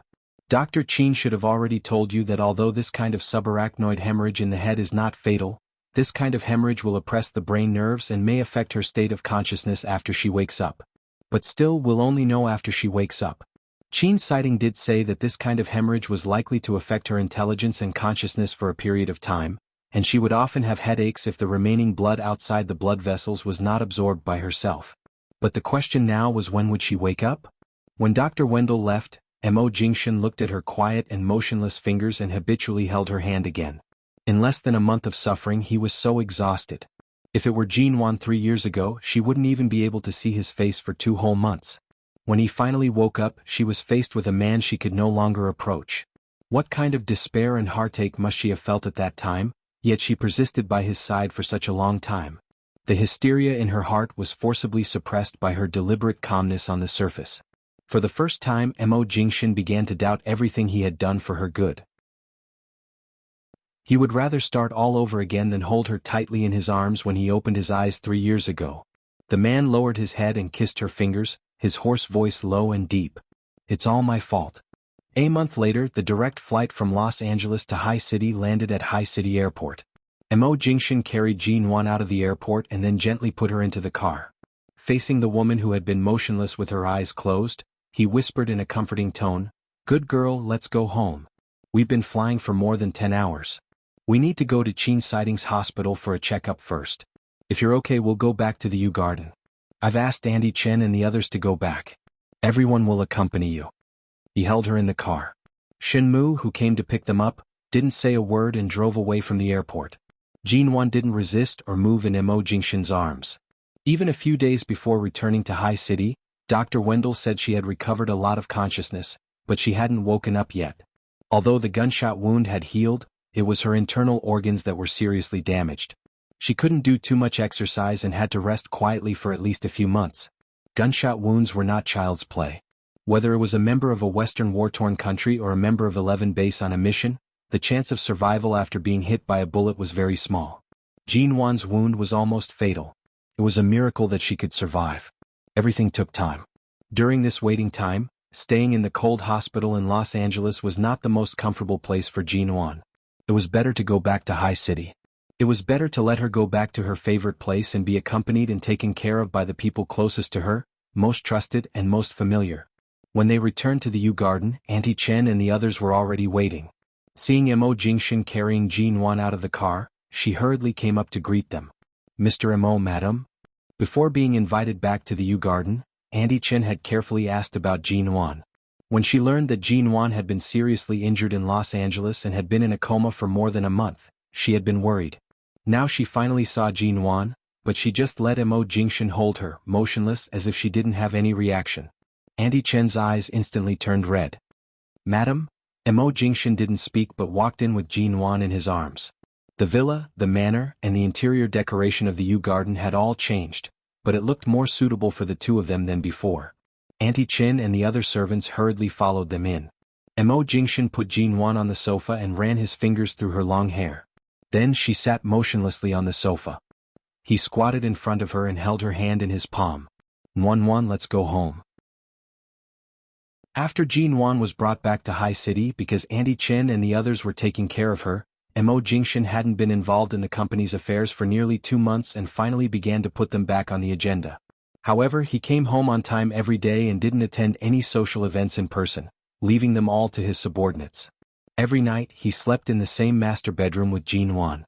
During the day, Auntie Chin and the servants fed her on time, and at night, Mo Jingshan fed her water and took care of her personally. Even if she didn't wake up, he wouldn't let her suffer at all. Ji Hongwen and Xiao Jinjuan came to visit separately, but they were both blocked by Auntie Chen. Without Mo Jingshan's permission, no one could go in and disturb Jin Wan. For many days, only Qin Siding as a doctor could enter the Yu Garden occasionally, but most of the time he came to check on Jin Wan to confirm her recovery. Other than him, no one else had the chance to approach the Yu Garden. Chapter 698. Shine Group, which had resumed for 2 weeks because of CEO Mo's return, was holding a high-level meeting. The meeting was still going on, and a department head was pointing to the recently enlarged PowerPoint presentation in front of the screen in front of him to report work. Although CEO Mo was back, everyone could feel that the work atmosphere in the company was much more depressed. Almost everyone worked in a dangerous environment every day. Special Assistant Shen had told all the departments to go to the Deputy CEO's assistant and secretary's office first if they had any problems, and to let the subordinates solve the problems first. They should try not to disturb CEO Mo or go directly to the CEO's office. When the meeting was about to end, Mo Jingshan's cell phone on the conference table began to vibrate. Mo Jingshan glanced at the caller ID. Usually, if it was an unimportant call, Mo Jingshan wouldn't pick it up during the company's high-level meeting, but when he saw it was from the Yu Garden, he picked up the phone and picked it up. Mr. Mo, Madam is awake. Even though Auntie Chin briefly explained the situation on the phone, Yu Garden was in a mess that Mo Jingshan didn't expect at all. Madam, come out. No one here will hurt you. Don't be afraid. I'm Auntie Chin, Auntie Chin. Do you remember me? Madam, it's too stuffy in the wardrobe. Come out. Mrs. Mo, this is your home. Don't be afraid. Come out. Auntie Chen and several servants all stood outside the wardrobe in the master bedroom, facing the closed wardrobe door, and kept shouting nervously and worriedly at the wardrobe. Madam will really suffocate if she goes on like this. Auntie Chen, let's open the door, a servant whispered. Auntie Chen hesitated and reached out to open the wardrobe door. However, as soon as the door was opened, Jin Wan, who was curled up in the wardrobe, buried her head in her knees and hugged herself tightly as if she had been greatly frightened. Seeing her like this, Auntie Chin bent down to coax her. Madam, get out, get out, get out. Jin Wan refused to look up, shrank her neck, and shouted in a muffled voice. Auntie Chin had no choice. Fearing that she would really be frightened, she hurriedly took 2 steps back. Dr. Chin had said that if Jin Wan woke up one day, she might not be in a good state of mind, so they should be mentally prepared. Although they were mentally prepared, no one expected Madam to be like this. Seeing Jin Wan's shoulders trembling, Auntie Chen had to close the wardrobe door again, but she carefully put a towel in the middle to make the gap between the wardrobe doors wider, lest Jin Wan really suffocate inside. Less than 20 minutes after the call, Mo Jingshan, who was in the Shine Group's office building dozens of miles away, rushed back. When he entered the bedroom, he saw the mess on the floor. The quilt and pillows were thrown to the ground, and most of the things on the bedside table and table were on the ground. Water was spilled all over the carpet. Several servants and Auntie Chen were gathered around the wardrobe door. Mo Jingshan's eyes were fixed on the wardrobe. Mr. Mo, you're back. After Madam woke up, she didn't recognize anyone and was very scared. We fed her water and food, but she didn't want to eat or drink, and the medicine and water were all knocked over. No matter what we said, she wouldn't listen. Then she hid in the wardrobe alone and wouldn't come out no matter how we called her. Seeing Mo Jingshan come back, the servant hurriedly turned to him as if asking for help. Mo Jingshan quickly walked to the wardrobe door. The moment he opened it, he saw that Jin Wan, who had been unconscious for a long time, could finally sit up on her own, but at this moment she was like a helpless and ignorant child, terrified of everything around her, curled up in the corner of the wardrobe, trembling all over.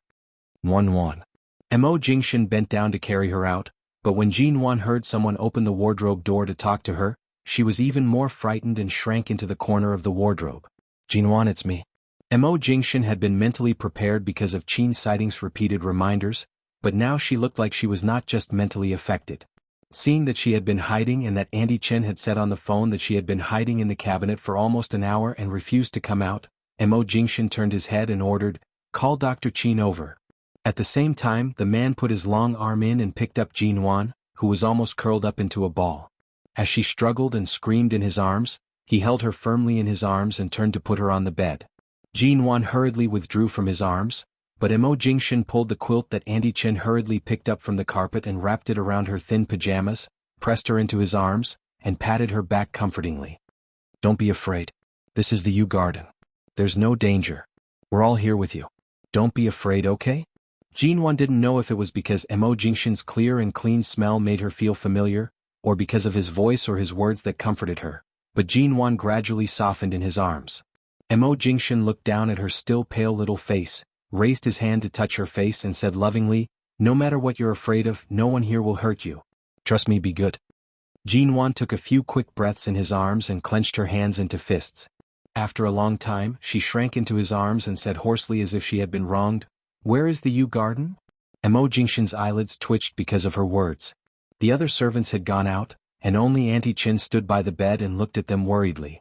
Mo Jingshin held Jinwan's chin with one hand and looked at her helpless eyes. "Don't you remember?" Jinwan looked at him blankly and subconsciously raised her hand to grab the collar of his shirt. She stared at his face for a long time before saying, "I think I've seen you before, but what's your name?" Her tone sounded different from usual. Her confused and puzzled expression made Mo Jingshin's mood fall to the bottom of the valley. Dr. Qin rushed over after receiving the call.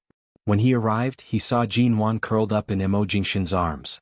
Except for Mo Jingshin, she would hide behind him if anyone else came near. Chapter 699. Hearing that Dr. Qin said he could definitely cure her, Auntie Chin breathed a sigh of relief. "That's good. Madam has suffered so much and finally woken up. Please don't have any other problems. As long as she can be cured, we'll cooperate with you in any way." Auntie Chin said and looked at Jinwan, who seemed to think Mo Jingshin looked familiar. She curled up in Mo Jingshin's arms and didn't even look at the others. It was clear that no matter who she looked at, there was only fear in her eyes, except for Mo Jingshin. It could be as short as a week or as long as half a year. It would be fine if Madam could continue to trust and rely on Mr. Mo during this period of time. Qin Siding saw that Jinwan was no longer paying attention to the others by the bed, or her attention was easily attracted by some small things. She was playing with the silver-gray buttons on Mo Jingshin's shirt collar. Mo Jingshin looked down at her and didn't stop her from playing, but tightened his arms around her waist and raised his eyes. Jinwan's condition was indeed beyond everyone's expectation, but when Qin Siding learned the location of Jinwan's injury, he asked Dr. Wendell if it would affect her intelligence and mental state. Qin Siding was a leader in the field of internal medicine and had a deep understanding of the neurological field, so what he said must have some basis. "Are you sure she doesn't have any other problems? Doesn't she need to go to the hospital for a specific examination?"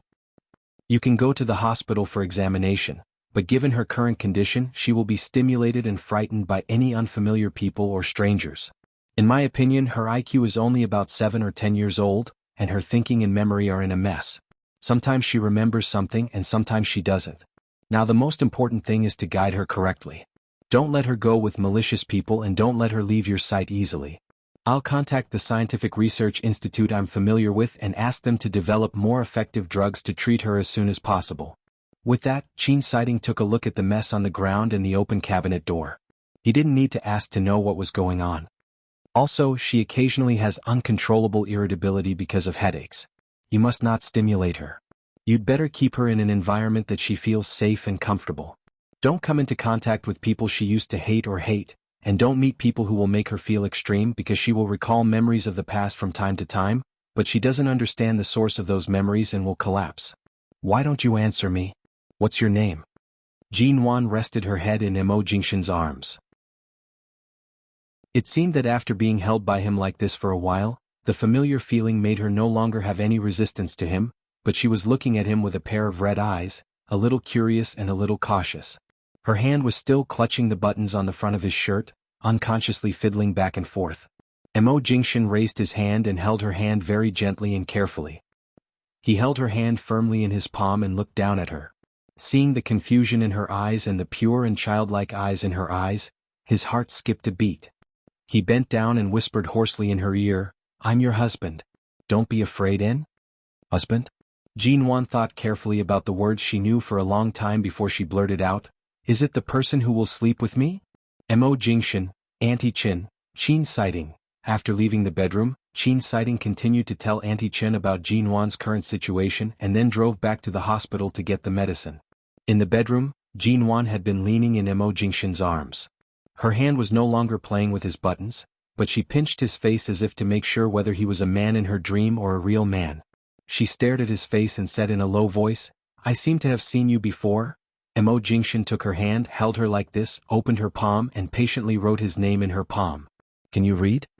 Jinwan stared blankly at the slender fingers that were writing in her palm and read, "Jingshan." After reading it, she was stunned for a long time before she murmured, "This name is a little familiar." Hearing this, Mo Jingshan didn't know whether to rejoice or feel heartache. He felt heartache because she had woken up but still had this sequela because of her injury. In the end, she still had to continue receiving treatment. Fortunately, although her memory was chaotic and her mind was unclear, she had some impression of everyone related to him. She hadn't forgotten him, but her memory was chaotic and she couldn't tell the situation clearly. Just as Mo Jingshan held her hand in his again and didn't speak, Jinwan suddenly raised her head in his arms and gave him the first smile since she woke up. Although she still smiled cautiously as if she only felt safe by his side and didn't want to leave him, fearing that he wouldn't want her anymore, she grinned and said, "Then can I call you Shinshin?" Mo Jingshan raised his eyebrows. "Call me what?" "Shinshin." Jinwan's hand tugged at his shirt again as if afraid he would refuse. Looking at her nervous and cautious eyes, Mo Jingshan's heart ached, but at the same time, it seemed to melt. He said patiently and warmly, "Well, as long as you're happy." Sure enough, Jinwan was happy at once, and then all kinds of questions came out of her mouth, such as why he was her husband, why she couldn't remember clearly, why so many people surrounded her and called her madam when she woke up, why these people asked her to take medicine. Mo Jingshan answered her patiently until Jinwan fell asleep in his arms. He looked at the little woman in his arms, who was still pale when she slept, and put her on the bed. He put his hand on the back of her head, stroked her soft hair, and finally withdrew his hand, lowering his eyes to look at the little woman who was sleeping quietly. When Mo Jingshan walked out of the master bedroom, Auntie Chen was carrying the food that she had just served. After all, Jinwan had knocked over a lot of things as soon as she woke up, but she still had to eat something. However, when she saw Mr. Mo's expression when he came out, Auntie Chen couldn't help shivering when she saw him. It was almost winter outside of High City, but the floor heating in the room was very warm. Chapter 700. At night, Jinwan fell asleep and suddenly woke up. Mo Jingshan, who was sitting by the bed flipping through the company documents, immediately noticed her strange behavior. He tossed the documents in his hands onto the bedside table and casually hugged the little woman who had just woken up and suddenly sat up. "What's wrong?" The man's low, soothing voice was close to her ear. Jinwan's fingers slowly trembled uncontrollably, and her shoulders also trembled. Her mind went blank for a moment. Blood. Jinwan's eyes were a little blank, and she kept staring at a certain point in the room as if she hadn't seen anything. However, when Mo Jingshan looked at her carefully, he found that her eyes were unfocused as if she hadn't completely woken up from a dream, but she was in a state of shock. "I saw a lot of blood. Someone pointed a gun at me." No matter what, Jinwan was a little woman living in a peaceful world. Although she subconsciously did this kind of behavior to block the bullet, it didn't guarantee that she didn't feel fear in her heart. Even people who had been trained in a base like 11 all year round would feel fear in the face of such a life-or-death situation. That was the fear of human nature. "It's all right. It's all over. Now it's just a dream. It's just a dream. Good girl, don't be afraid." Mo Jingshan comforted her and patted her on the back. He knew that she was just in a dream and not awake, so he kept his voice very low, lest she would be more afraid if she suddenly woke up. Jinwan leaned her head on his shoulder, almost holding her breath, and said hoarsely, "A lot of blood." It was more than a lot of blood. It was all her blood. Mo Jingshan held her, his thin lips pressed against her ear, and kept comforting her until the little woman closed her eyes again and her breathing gradually became even. This kind of night lasted for 3 days before Jinwan gradually got rid of those nightmares. When she slept, she would no longer be woken up by those nightmares. On the contrary, probably every time she dreamed of something terrible, she would always hear Mo Jingshan's comforting voice in her ear, and she habitually became more and more dependent on him. During the day, when Mo Jingshan went to the company for 2 or 3 hours because of a company meeting, during the 2 or 3 hours when he was not in the Yu Garden, Jinwan either sat alone on the bed, curled up in the quilt and did not allow anyone to touch her, or stood in a daze by the window, stubbornly and foolishly waiting for him to come back. Only when Mo Jingshan returned would Jinwan reveal a smile and throw herself into his arms, unwilling to let go. Every time Auntie Chin saw Jean Wan throw herself into Mr. Mo's arms, she would cover her eyes and walk away. Well, anyway, Dr. Chin said that it wouldn't take long for Madame's illness to be cured. Her current state was simply a sweet burden to Mr. Mo.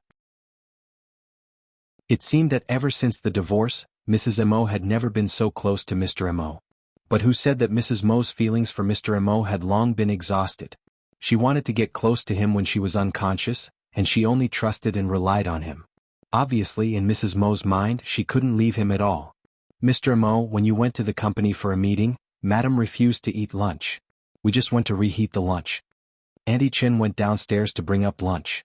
These days, most of the time, it was Mo Jingshan who fed Jean Wan or accompanied her to watch her eat. But as long as Mo Jingshan was not around, Jean Wan didn't even drink water, let alone eat.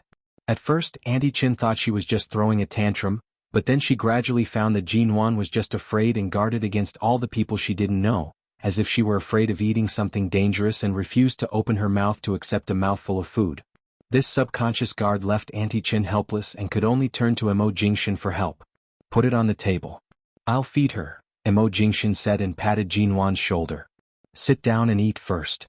Take me with you wherever you go in the future. I don't want to stay here alone. Jean Wan's voice was muffled. Before coming back from the company, Mo Jingshan had carefully considered this problem. Okay. He whispered softly, I won't go to the company these days. I'll stay at home with you. I won't leave, okay? Really? Jean Wan raised her head. Obviously, it was difficult for her to understand the words company and home. In her chaotic memory, she didn't remember that she was still the head of MN Group. She just instinctively wanted to find a little sense of security in the U Garden. She had been wandering alone for 3 years, struggling hard for 3 years, and now one day she could finally put down her sense of responsibility. It was a good thing to let her rest like this. Really? Mo Jingshan patted her head. Can we eat now? Jean Wan nodded hesitantly. These days, Jean Wan liked to eat by herself, but she liked to be rewarded by him every time she ate, such as a look of appreciation or encouragement from Mo Jingshan, or the smile in his eyes when she ate an extra dish or a small bowl of rice, which made her so proud that she kept stuffing food into her mouth. Mo Jingshan sat by and watched her eat. From time to time, he picked up a tissue to wipe the soup from the corner of her mouth or the rice grains from the corner of her mouth. All the positions in Shine Group were always in an orderly manner. Because he traveled between High City and Los Angeles all year round, whether it was the headquarters in Los Angeles or the branch in China, there were specialized personnel to fill in the gaps when he was not around. Therefore, at the executive meeting today, he specifically said that he would not personally come to the company in the near future. If there were any documents or matters that needed him to deal with, he could have a video conference or ask Shenmue to send the documents to the U Garden for him to handle. He would not appear in the company in the short term. Right now, he had to accompany Jean Wan and couldn't let her unstable emotions be affected. He had to see her with his own eyes to rest assured. As for MN Group, when Jean Wan went to Los Angeles on a business trip a few months ago, she had asked Xia Tian to return to the company. Xia Tian's children were now taken care of by the auntie at home, and the company's affairs were still temporarily managed by Xia Tian. The executives of MN Group were also very stable under Jean Wan's management. Although there were some doubts about Jean Wan's absence in recent months, Xia Tian was a well-behaved and experienced person in management, so it didn't take long for everything to settle down. Chapter 701. Mr. Mo, this is the express delivery from the housekeeper in Yuehu Bay. Auntie Chin signed for a parcel outside the door, took it into the U Garden and handed it to Mo Jingshan. What express delivery? Mo Jingshan glanced at the box in Auntie Chen's hand. I don't know. The housekeeper you arranged to live there just said on the phone that it was ordered by Mrs. Mo before she went on a business trip to Los Angeles. It was mailed back to Yuehu Bay last month, but Mrs. Mo was not there, so it was kept in the security room. Later, the security guard knocked on Mrs. Mo's door and was seen by the housekeeper you arranged to receive it. Knowing that you and Mrs. Mo had returned, she asked someone to send it to the U Garden. Auntie Chin said and put the small box on the coffee table. Do you want me to open it first? Mo Jingshan looked at the express delivery box and thought for a moment. Give it to me. Auntie Chin hurriedly picked it up and handed it to him. The box was not heavy, so the thing inside was not big. Mo Jingshan weighed it in his hand and turned into the bedroom. Jean Wan was resting at the moment. The medicine Sheen sighting gave her could help her sleep. Every day after taking the medicine at noon, she had to sleep for 2 hours, which would help the medicine take effect and help her absorb the remaining blood in the blood vessels in her head.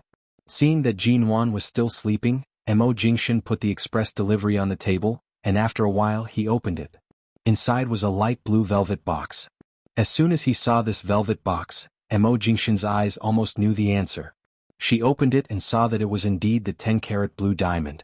However, the blue diamond that she had always kept at home and refused to wear was now carefully inlaid on a very exquisite white gold necklace. It looked very simple, but the workmanship of the diamond holder was very exquisite. It could be seen that the designer had put a lot of effort into it.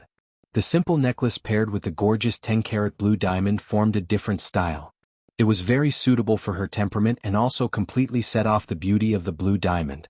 Jin Wan had already inlaid the blue diamond he gave her before she went to Los Angeles, which showed that she was trying to take another step in his direction.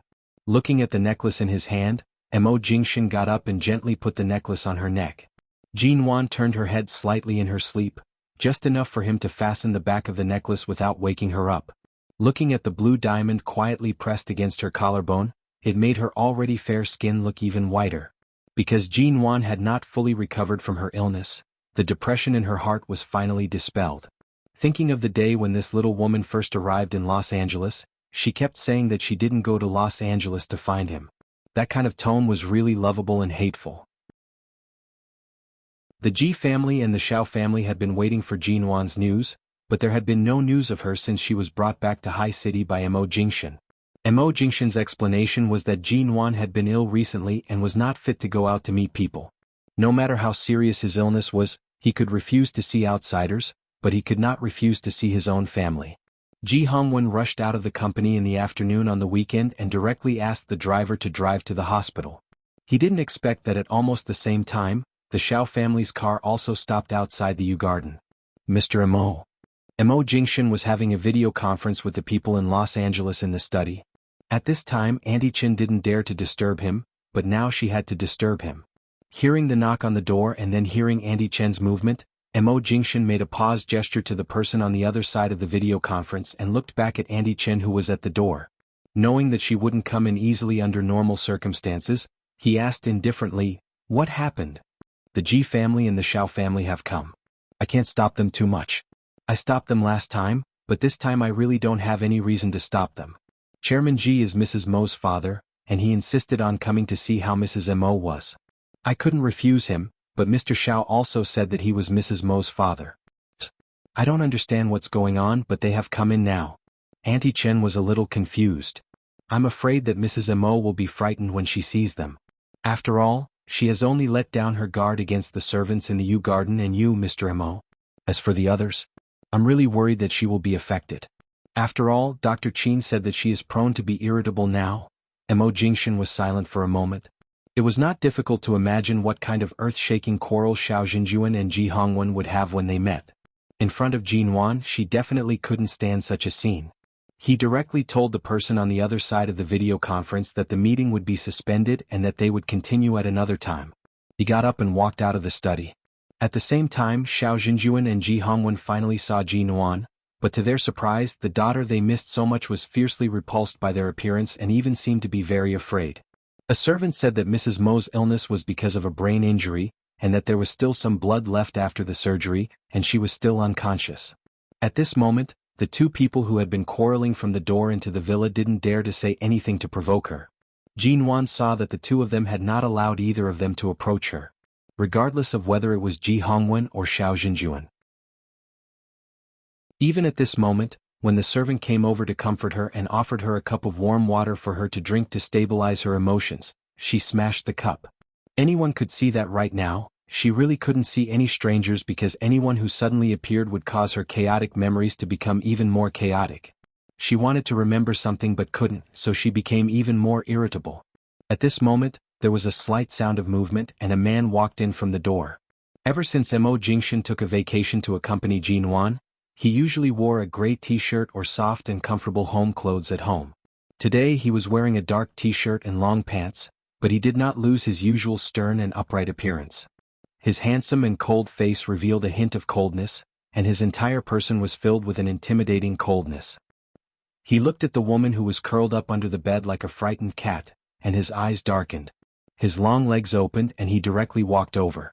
When he walked over, his eyes did not look at Ji Hongwen and Xiao Jun. They were too clear that although Mo Jingshan appeared to be humble in front of them, when it came to Jin Wan's safety, he never really cared about anyone. Just when they thought that Jin Wan would lose control of her emotions and cry out because of Mo Jingshan's touch in the next second, the author's words. 1. The female lead did not lose her memory. There are indeed clinical cases of this illness. As long as she is treated with medicine, she will recover quickly. The cycle is very short and the recovery is very fast. 2. For the past 3 years, Jin Wan had been supporting herself and growing stronger on her own. I had been trying to find a suitable opportunity for her to rely on Mo Tiantan, to make up for all the grievances she had suffered. To let the male lead truly feel the adorable female lead who is especially dependent on him for a period of time. Guaranteed sweet. If it's not sweet, it's free. 3. From here until the end of the main text there will be no more torture. The wife-doting maniac has begun to protect his wife. Chapter 702. 1-1. Mo Jingshan put his hand on her shoulder and pushed aside the messy hair around her neck. The moment Jin Wan saw him, when he bent down to pick her up, she instinctively threw herself at him, her hands clutching his sleeves tightly. Mo Jingshan's movements were meticulous and focused. He picked her up from the ground. Even though Jin Wan was trembling all over as if she would break in his arms in the next second, he put her on the bed as if he didn't see the people in front of the door. Jin Wan was frightened and repulsed by everyone, but she didn't reject Mo Jingshan's approach. Instead, she seemed to rely on him. To be precise, she didn't take the initiative to respond. When Mo Jingshan picked her up, she didn't make any aggressive movements. She just let the man tidy up her hair and clothes and put her on the bed. The maid who was familiar with Jin Wan came to hand her water, which almost made her lose control on the spot. But Mo Jingshan was different. The cold, tall man sat down by the bed and put his hand on Jin Wan's hand, which was clutching the quilt nervously. His voice was low and quiet. I'll let them leave. You stay in the bedroom and rest. Don't be nervous, okay? He asked her, but his tone was very light. Jin Wan didn't speak, but her body trembled a lot under his gaze. He looked at her pale little face and continued to ask in a low voice, did you not recognize them, or did you have a headache when you saw them? She still didn't want to speak but raised her hand and knocked her head. Obviously she had a headache. Seeing her like this, Mo Jingshan didn't ask more. He tucked her in, got up, and looked at the two people in front of the door who were stunned by this scene. Seeing Mo Jingshan come over, Ji Hongwen frowned. Jingshan, why is Nuan Nuan like this? Didn't you say she was just sick? Is she seriously injured? Even her head is injured? Xiao Zhenjuan also frowned and looked at Jin Wan, who didn't recognize him at all. Usually, no matter how much Jin Wan rejected the Xiao family, at least she could talk calmly and rationally. Even if she didn't want to listen, she would listen to him quietly. But now Jin Wan, it was hard to imagine what she had been through with her blurred five senses. As a result, Xiao Zhenjuan's gaze on Mo Jingshan became much colder. What exactly is going on with her? The tall, cold man looked at them coldly, and his low voice was even colder. The security facilities of the Yu Garden have always been perfect. If you hadn't been Jin Wan's elders, I'm afraid you would have been driven out. Chairman Ji, Chairman Xiao, please give her enough quiet space after seeing her current situation and don't come to irritate her easily. Mo Jingshan put Jin Wan behind him and glanced at Xiao Zhenjuan, who was frowning. I know President Xiao wants to take her back. After all, the Xiao family has its own medical team. You want to treat her in person, but as you can see, she is very irritable now. If you take her to another place, I don't know what will happen to her. I hope President Xiao can understand her physical condition and don't make things difficult for her. Don't force her. Xiao Zhenjuan's face changed slightly. It wasn't hard to tell that Mo Jingshan was warning him. He looked at Jin Wan, who was protected by Mo Jingshan on the bed, and said coldly, Xiaomo, my daughter was fine a few months ago and I just learned about her birth. I tried my best to get closer to her, but now she has become like this. Aren't you responsible for this? Ji Hongwen frowned and said, Jingshan has always been affectionate to Nuan Nuan. He would rather bear the pain himself than let her get hurt easily. I've seen how he treats Jin Wan. There's no need to blame him. Isn't it obvious that Nuan Nuan is still so dependent on him? Regardless of whether it's me, the father who watched her grow up, or you, the biological father whom she hasn't seen for more than 20 years, to her, we're both very unfamiliar. Only toward Jingshan she trusts him completely. What else is there to pursue? Xiao Xinjuan's face darkened, and his tone was very bad. The Xiao family's medical team is very professional. If Nuan can't go to the Xiao family to recuperate, send a medical team here to treat her 24 hours a day. Mo Jingxin's lips curved in a cold smile. She was already so frightened after seeing you. You sent a few unfamiliar doctors over. Are you trying to make her break down? Mo Jingxin's lips curved up coldly, and he seemed to be smiling. So, how did she suddenly become like this? What the hell is going on? Xiao Xinjuan's face darkened. Even though Xiao Xinjuan only wanted to bring his daughter home and did not have any intention of starting a war, and he was calm enough, when he met Mo Jingxin's cold and indifferent gaze, his heart was still ignited. His daughter was unwilling to return to the Xiao family when she was healthy. Now that she was in such a state, it wasn't easy for the Xiao family to step forward to treat her and reconcile the relationship between father and daughter. However, it was fine that Ji Hongwen was standing in the middle, but Mo Jingxin was also standing in the way. There was no room for negotiation. Mo Jingxin smiled coldly and said indifferently, "Don't worry, President Xiao. I also have the most professional and authoritative doctors here. After these days of treatment, Jin Wan's headache has been greatly alleviated, and there are new drugs developed by the Research Institute to control her condition. It won't take long for her to recover. As for President Xiao, if you want to save your daughter, you'd better wait until she wakes up. Otherwise, if I hand her over to you now, I'm afraid I can't give her a reasonable explanation when she wakes up." Ji Hongwen took a step forward and said anxiously, "How long will it take? Don't let Nuan run around like this. Jingxin, you must keep an eye on her." Mo Jingxin took a look at Ji Hongwen. "Don't worry. I'm on vacation now. I'll stay by her side every day."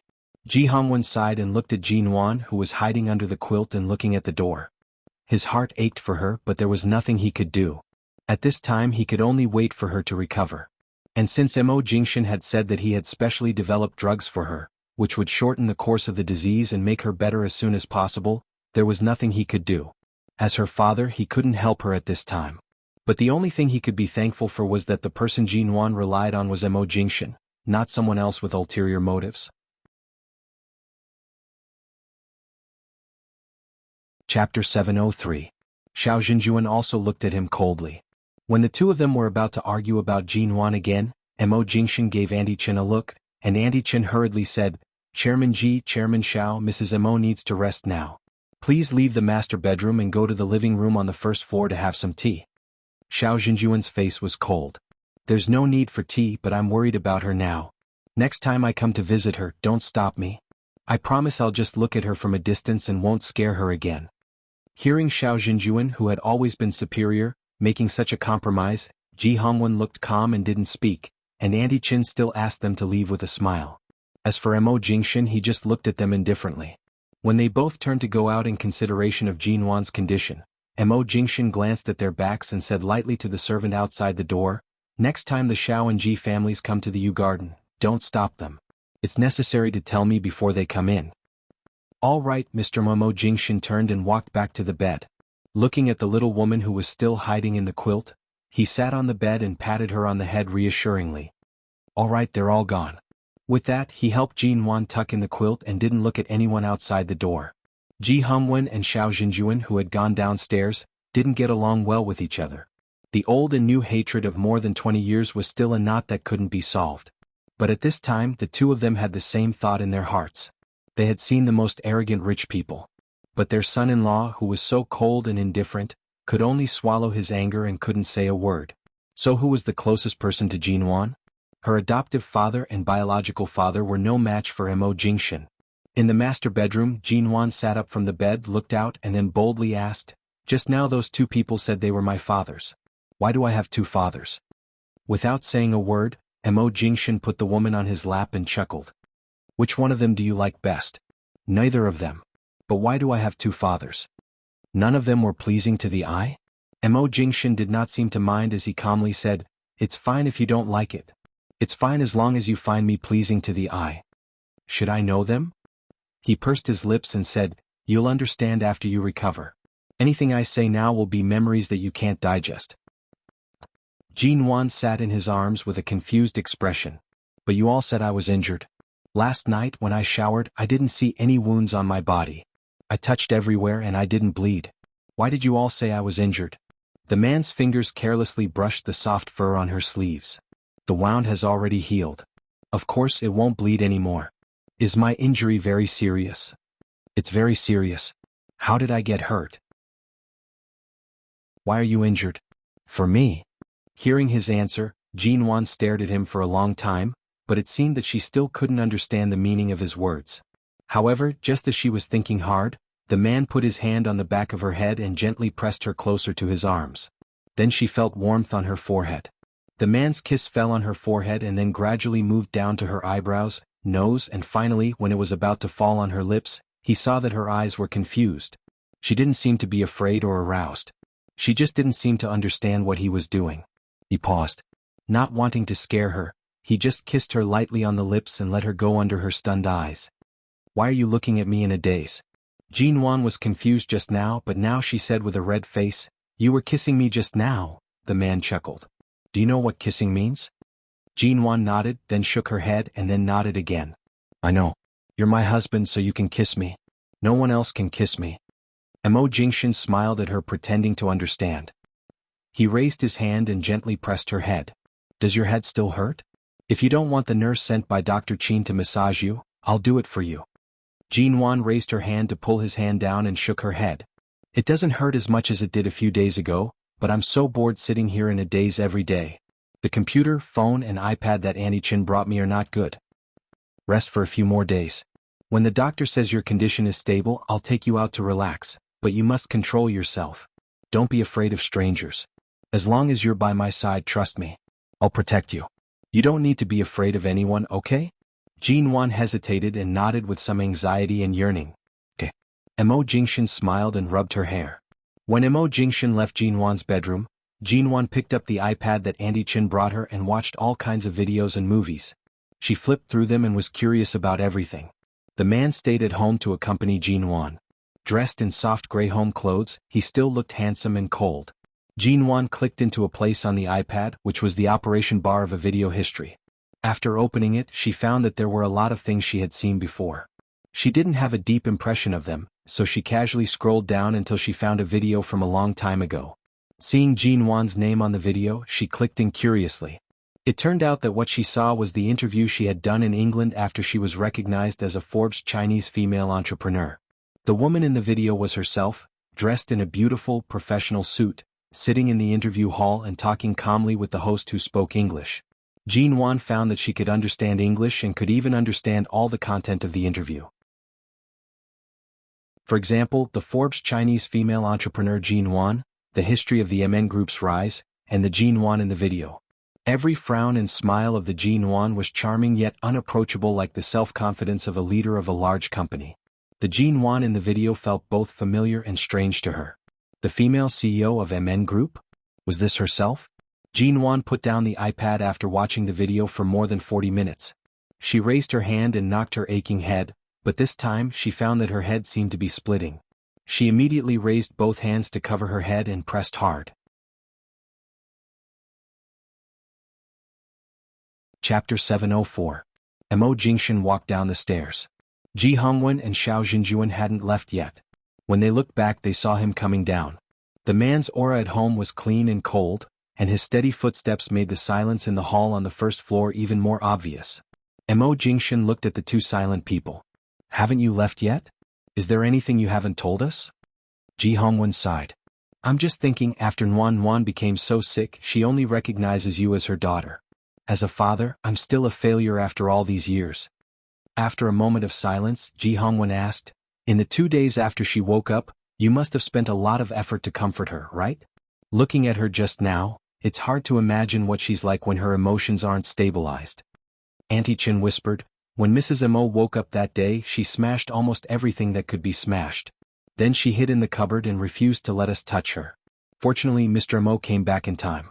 Otherwise, we didn't know what to do. Hearing this, Ji Hongwen felt even more sorry and blamed himself. He felt sorry for Jinwan, who was so seriously injured, and blamed himself for not being able to help her. Xiao Jinjuan closed his eyes and said, Back then, when Qing Lin was in a bad state, you were the only one by her side who could accompany her and take care of her. Although you hid my daughter by your side for more than 20 years, I can't deny that you did indeed take good care of her and her mother. Now that Nuanyuan is in such a state, we can't do anything about it.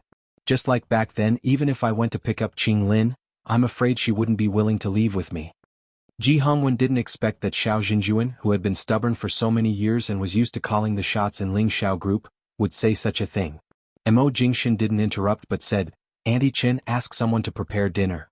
I think Chairman Ji and Chairman Xiao finally want to have a chat after more than 20 years. Let them sit down and have a good chat. No, take good care of Nuan. If you need any help, come to me at any time. The Xiao family will do our best to help. Xiao Jinjuan looked a little gloomy, probably because of Jin Wan's rejection and fear, and because he saw Jin Wan like this, he thought of what her mother looked like in the Ji family. It was useless to say anything now, but he didn't mean to make up with the Ji family. After saying this, he turned and walked away with a dark face.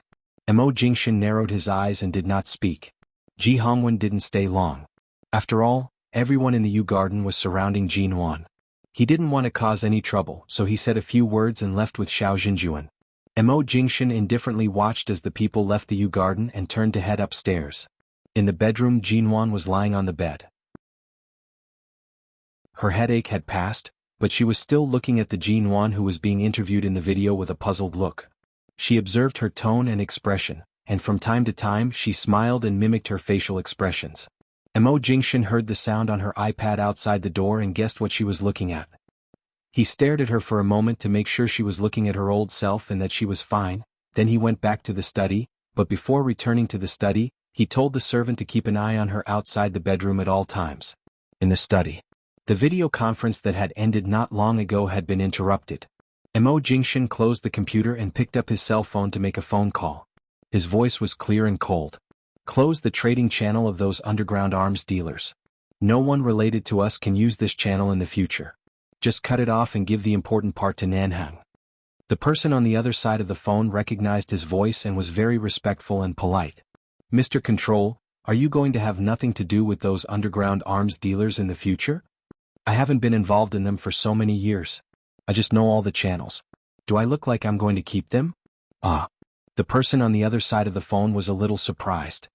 Are you really going to give up the power?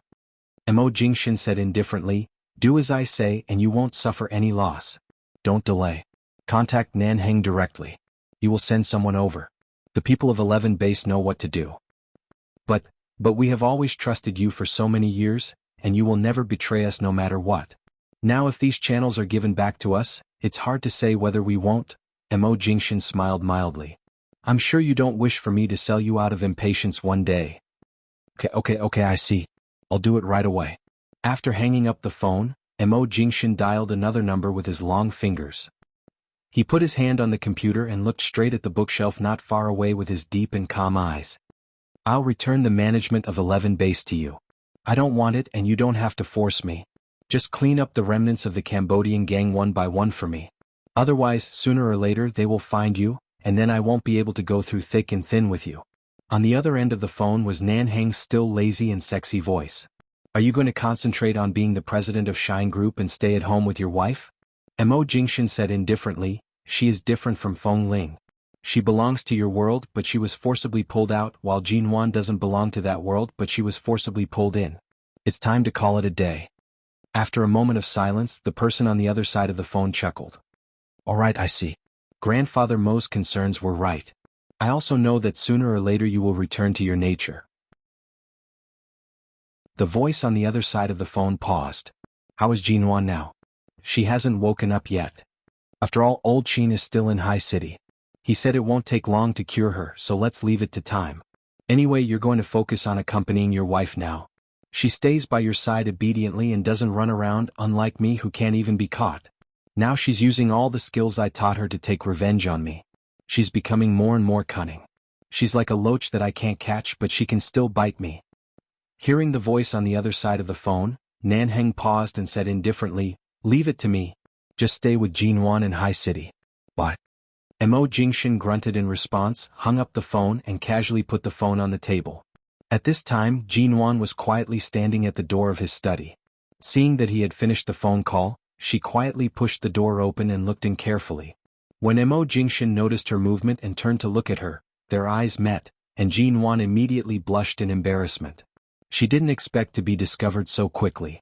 She pointed to the iPad in her hand, pointed inside, and asked in a low voice, "Shinshin, can I go in and ask you a question?" Chapter 705.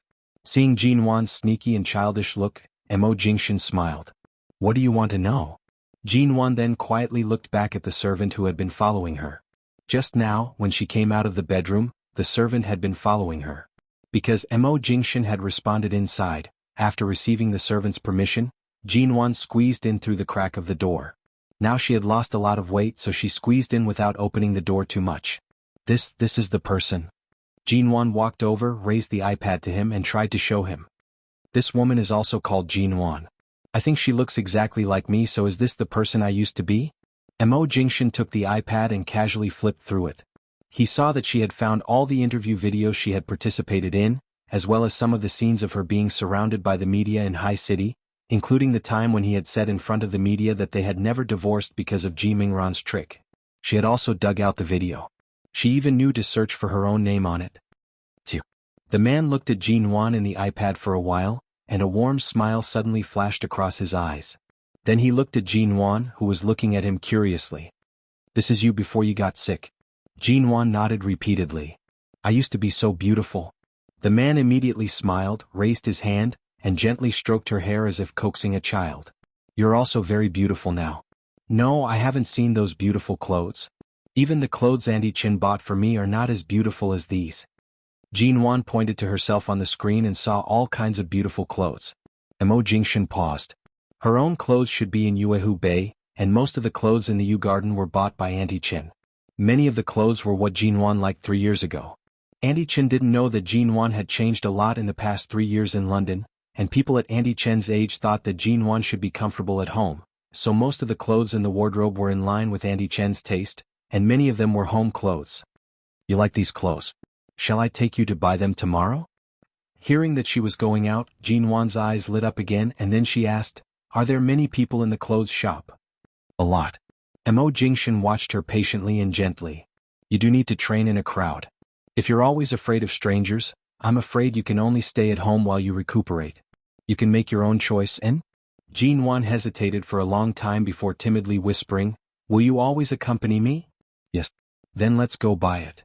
Jean Wan's eyes were full of expectation, but she was also a little nervous. Her desire to go out and buy beautiful clothes inspired her courage. Besides, Mo Jingshin promised that he would always be with her. She believed him. That night, after Jean Wan returned to the bedroom and fell asleep, Mo Jingshin asked the servant to go to Jean Wan's home in Yuehu Bay to fetch the clothes she liked. Jean Wan was still holding the iPad in her sleep. It seemed that since she found herself in it, she had been reluctant to put the iPad down. She even held it in her sleep. Even when the screen was dark, she still wouldn't let it go. She didn't like the feeling of headaches, confusion, and even confusion of memory every day. When she was not grumpy and calm, she longed for memories and a sober and rational self. Chin Sighting said that when she had this kind of feeling, it meant that everything was going in a good direction.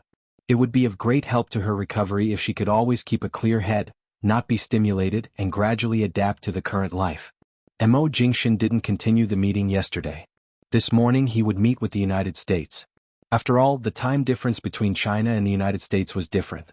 He had to get up at 6 o'clock in the morning for a meeting, so he woke up early. When he opened his eyes, he saw a fair and delicate face leaning against his chest. Her eyelashes were slender and dense, like a row of small fans. Her long dark hair was spread on the pillow, lazy and beautiful. She was sleeping deeply, defenseless in his arms. The man propped up his elbow and looked at her for a while. Suddenly, a bad impulse flashed across his eyes. He reached out to pinch her nose, leaned over and kissed her, taking away her breath. Jean Wan was naturally woken up by the feeling of suffocation. She had been sleeping in his arms last night, and in the morning she was still in a deep sleep, so when she opened her eyes she was a little dazed and didn't know what had happened. When the dazed haze in her eyes faded and she saw the man's smiling black eyes, she realized that he was kissing her again. However, since she woke up, most of the time he kissed her pitifully. At this moment he kissed her deeply and she almost couldn't resist. Seeing that Jean Wan was innocent and ignorant but didn't resist because she knew he was his wife, Mo Jingshan admitted that he was impulsive for a moment and his lower body showed his desire for her.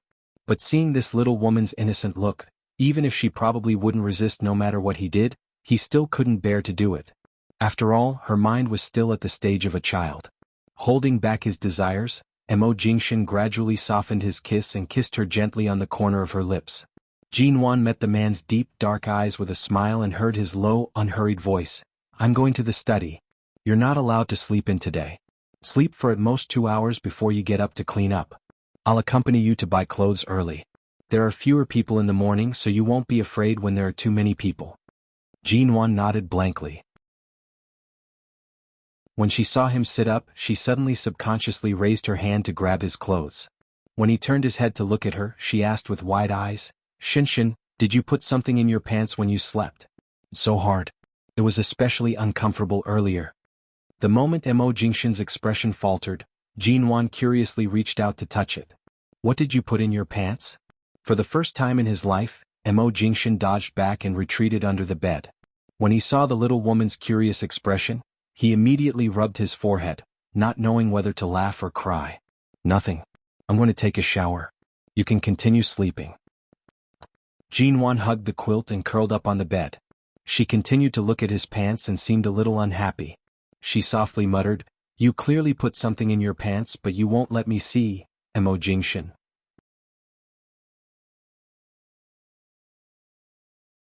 Chapter 706. When Mo Jingshan entered the bathroom, he caught a glimpse of several toiletries placed in front of the bathroom mirror. Last night, he took a shower in the spare bathroom of the study and didn't come back here. He didn't enter the bedroom until Jinwan fell asleep for a long time. He didn't notice that all the toiletries here had been replaced with couple style. Auntie Chen had asked for Jinwan's opinion on all her daily necessities. It was probably Jinwan's idea to replace all the toiletries with couple style. When this little woman wasn't being stubborn with him, she was very romantic in her bones.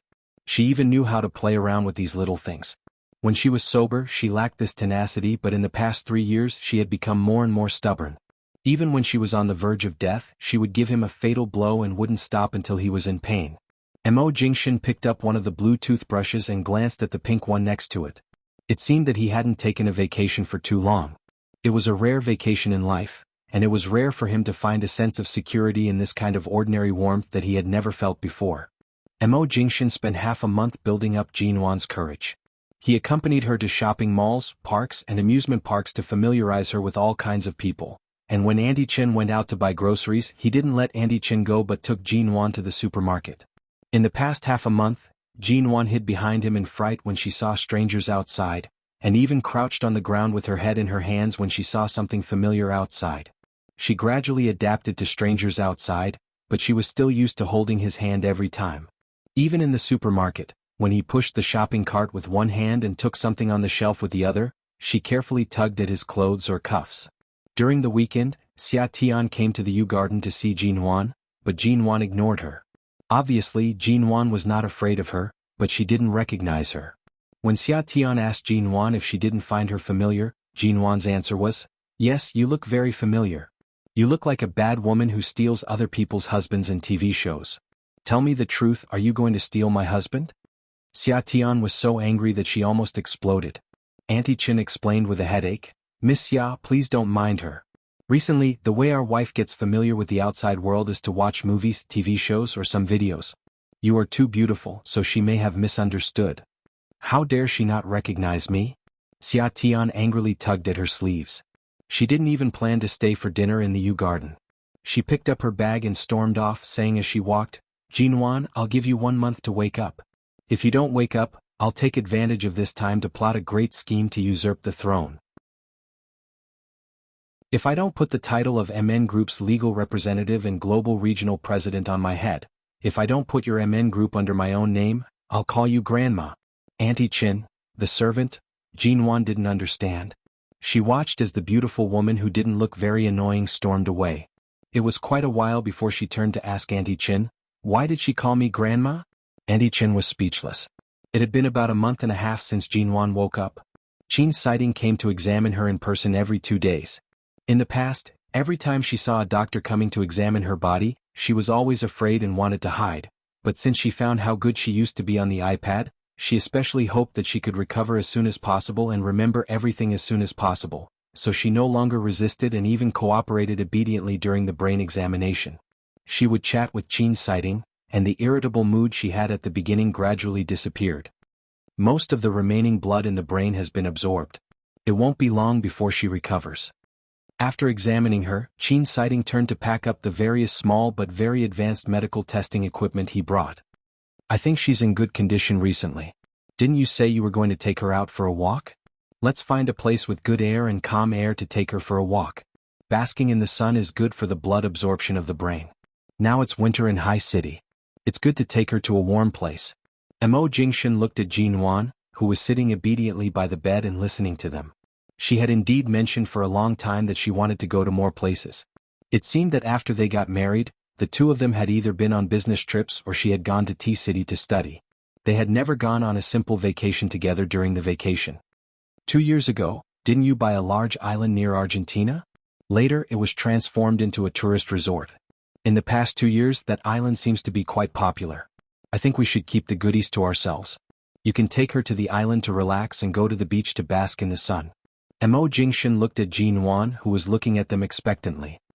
He curled his lips and his eyes, which were as deep as an ancient well, slowly revealed a thick smile. You really want to go? Jin Wan nodded repeatedly. Yes. The man nodded lightly. Then let's go. Hearing this, Qin Sighting's eyelids twitched. He turned to look at Jin Wan, who excitedly threw herself into Mo Jingshan's arms, and then at Mo Jingshan holding Jin Wan like an old father. He couldn't help laughing. It's true that you are a wife-doting maniac. Now you don't show any signs of degeneration. Instead you spoil Jin Wan even more. I just made a suggestion and you agreed to it in less than a minute. You've aroused her curiosity. If I don't agree, do you think she will be disappointed? Mo Jingshan held Jin Wan tightly in his arms, lest she accidentally fell in his arms, and slowly put her down on the ground, whispering, "Be careful." Okay, when do I leave? Jin Wan blinked at him. When do you want to go? Tomorrow? Jin Wan's eyes were full of desire. All right, tomorrow. Mo Jingshan looked at the excitement in her eyes and did not object.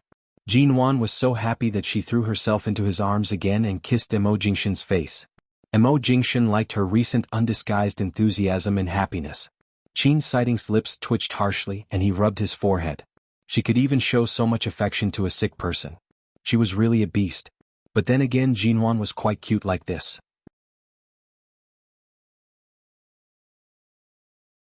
Chapter 707.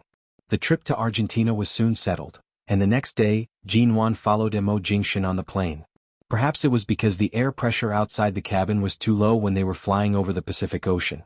Jin Wan didn't feel anything on international flights, but this time she had a terrible headache. During the flight, Jin Wan rested her head in Mo Jingshan's arms most of the time. When she had a terrible headache, she raised her hand to knock her head. Whenever she did this, Mo Jingshan would hold her hand and gently press her head. Mo Jingshan kept massaging her head until the little woman gradually fell asleep in his arms. His hands didn't stop. Jin Wan slept for more than 2 hours. When she woke up, she saw Mo Jingshan and smiled at him. I just had a dream. Mo Jingshan looked down at her. What did you dream of? I dreamed that you made a lot of cakes for me. There seemed to be 21 and the fireworks on the balcony were very beautiful. Jin Wan found a comfortable position and continued to lean in his arms. Eating cakes is my birthday, right? When is my birthday? Mo Jingshan's hand gently stroked her cheek and then her hair.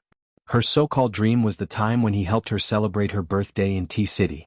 This meant that her confused memories were recovering bit by bit. Her birthday was in winter. On the 4th day in Argentina, it was Jin Wan's 25th birthday. Do you want to eat cake? Okay. After landing in Argentina, perhaps because Mo Jingshan's obsession from when he was in Jing City failed, even though the island was the territory of Shine Group, he chose a Sea View hot spring hotel closest to the seaside. During this season, there were many people on the island, especially the Chinese people who came for a vacation. The hotel that Mo Jingshan had chosen was extremely secluded on the crowded island. Furthermore, the hot spring garden that he had booked was an area that no one else could enter. On the first day in Argentina, Jin Wan was very excited about the blue sea, the boundless pool, and the outdoor hot spring under the scorching sun. She put on her swimsuit and swam around in the water. She knew how to swim, but she didn't remember it. At first, she had to use a swimming ring to swim in the water. Later, when she gradually left the swimming ring, she realized that she could actually swim, so she swam back and forth in the water like a fish. Although he had finally satisfied his desire to bring Jinwan to the hot spring hotel, he never expected that he had chosen the wrong time.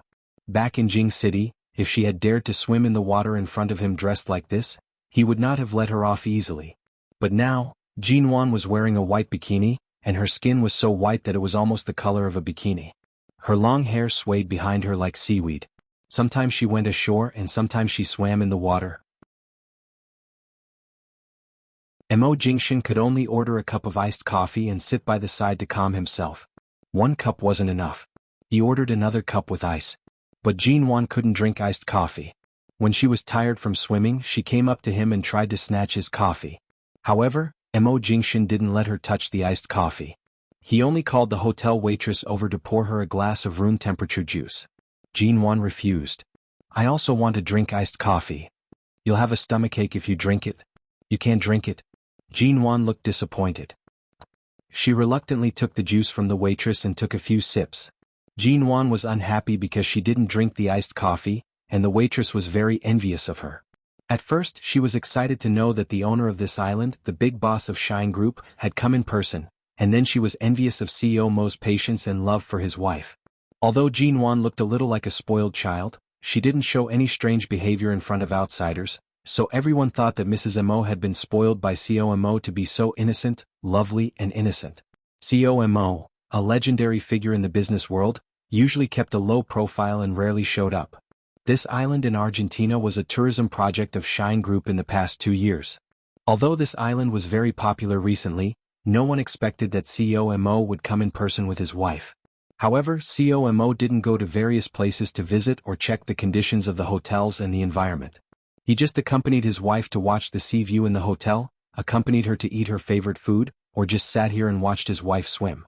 And it was really bad for women to drink things that were too cold. CEO Mo not only doted on Mrs. Mo but also took good care of her body and wouldn't let her touch anything cold. Such a good man was almost extinct on the earth, not to mention such a powerful and rich man. There were waiters and waitresses from various countries in this hotel. Because Jinwan often swam, there were 3 or 4 Chinese waitresses sent here to serve them.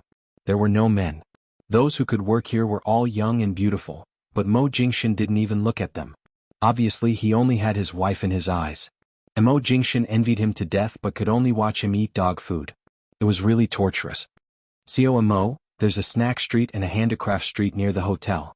These are some of the characteristic streets planned by the island tourist area. It's only a dozen minutes walk from the main entrance of the hotel. Although your wife likes to swim here, I suggest you accompany her to walk on those characteristic streets. There are novelties from different countries. I think your wife will like it very much. The waitress said with a smile as she brought him a new iced coffee. Mo Jingshan's eyes were still on Jinwan, who was sitting by the pool and splashing water with her feet in the water. He didn't move his eyes away at all and asked indifferently, "What's there?" "Everything." When Shine Group planned the scenic area here, it took into account that people from various countries would come here for vacation, so we have almost all kinds of things we can think of. You should have seen these special streets in your subordinates' reports, but you haven't experienced them in person. Why don't you take your wife to visit them this time? Women usually like that kind of place. Mo Jingshan nodded lightly and said no more.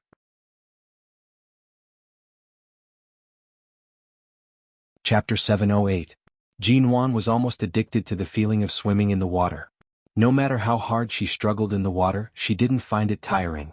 Then she suddenly found that the waitresses near the pool and the outdoor hot spring had all left. She came out of the water, raised her hand to wipe the water off her face, and looked back at the place where Mo Jingshan had been sitting, only to find that Mo Jingshan had also disappeared. She was startled for a moment and then scanned the surroundings. She did not see any trace of Mo Jingshan after looking around for a long time. Jinwan's eyes immediately panicked. She hurriedly swam to the side and was about to go up. All of a sudden, her waist, which was submerged in the pool, tightened and someone was pulling her down. She instinctively screamed, but before she could finish, she was dragged into the water. In less than a second, she felt suffocated underwater. She hurriedly opened her eyes, only to see that Mo Jingshan, who had been sitting above, had entered the pool at some point. At the moment she froze, he pulled her into his arms and kissed her lips underwater, as if he knew she was suffocating and gave her 2 breaths of air. Jinwan was first startled and then stunned. When she came to herself, the man carried her out of the water because he didn't want her to be too uncomfortable underwater. The moment Jinwan's head came out of the water, her eyes widened. She couldn't say a word. The man swam with her to the edge of the pool, let her lean against the edge and deepened the kiss. Just as Jinwan gradually relaxed in his arms and instinctively raised her hands to hold his neck and carefully responded, the man suddenly stopped. His dark eyes looked at the passion in her eyes and the innocent look of wanting to cooperate with him. He chuckled and said hoarsely, "Do you know how I feel after watching you swim in the water for a whole day?" Jinwan hadn't extricated herself from the kiss. Because of his words, she looked at him with a blush. "How do you feel?" The man's hand was directly under the water. He took her hand and moved it toward his lower body. Jinwan didn't understand what he was going to do, and then her eyes gradually widened. Finally she said in surprise, "What did you put in your pants this time?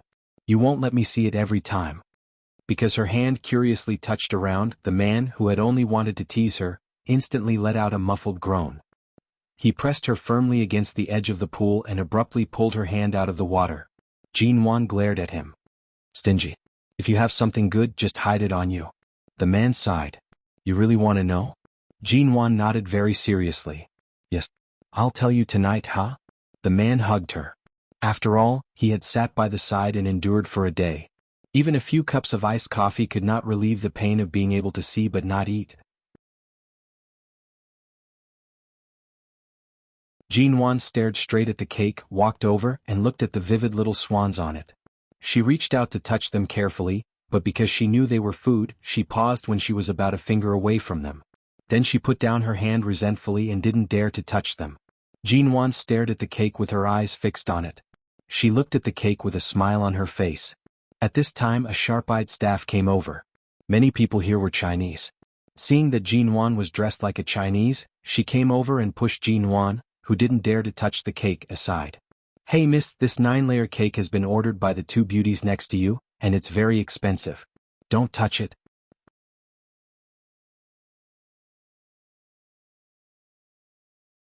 Chapter 709. You'd better not touch it. This is food. You don't know how many germs there are on your hands.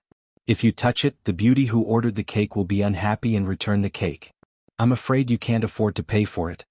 Seeing Jinwan acting so timid and ignorant, the staff member rolled her eyes at her and pushed the trolley with the cake aside.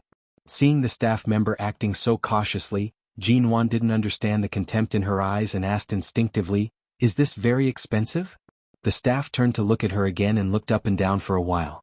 Seeing that she was obviously not wearing cheap clothes and was dressed very fashionably, but she looked silly, she immediately laughed at her for being so naive. "Of course it's expensive. It took us 3 days and 3 nights to make this cake. Not to mention the carefully made decorations and swans, even the 9-layer cake embryo is not cheap. The price of the whole cake is 158,000 yuan. I guess you just look at it out of curiosity. You can't afford it in your life." Jinwan had no concept of money. When she heard 158,000 yuan, she nodded confusedly. Oh, in her mind, cake should be very delicious, but how much was 158,000 yuan? It didn't seem to be much, right? Because Shinshin brought her food, necessities, and the hotel she stayed in. Although she didn't see Shinshin pay with a credit card like others, she saw that the prices of many places were 6 or 7 digits. Now she heard him say 158,000 yuan so proudly, so it must be a lot of money, right? "Are you scared?" Seeing Jinwan's dumbfounded expression, the staff member snorted smugly. "If you want to eat cake, go to the cake shop diagonally across the street to buy it. Most of them are thousands of yuan, and the cheapest ones are 200 or 300 yuan. Our shop sells all the high-grade sugar cakes and all the high-end styles in advance. Any cake is 6 digits. You can't afford it. Just take a look and leave. But you can just take a look but don't touch it. These cakes are very expensive. If you break one, I won't be able to explain it to you." Jinwan nodded obediently and did not speak anymore. She thought about it and felt that it might be really expensive. She had better not let Shinshin spend money on her, so she turned to leave. Seeing her like this, the staff snorted and continued to work, not planning to pay any more attention to her. However, just as Jinwan was about to walk out of the door, a very fashionably dressed beauty came in. The beauty was holding a bag in her hand and walked in at a fast speed. She was in such a hurry that she directly bumped into Jinwan. Jean Wan's head couldn't stand the violent impact, nor could it stand the shaking after being hit. Her head hurt and she couldn't stand firmly. She subconsciously put her hand on the table frame to support herself. She was about to turn around when she suddenly heard a loud curse behind her. "Are you blind? Why are you standing here and blocking the way?" Jean Wan jerked back to look at the woman. The woman paused and stared at Jean Wan in shock for a long time. "Jean Wan?"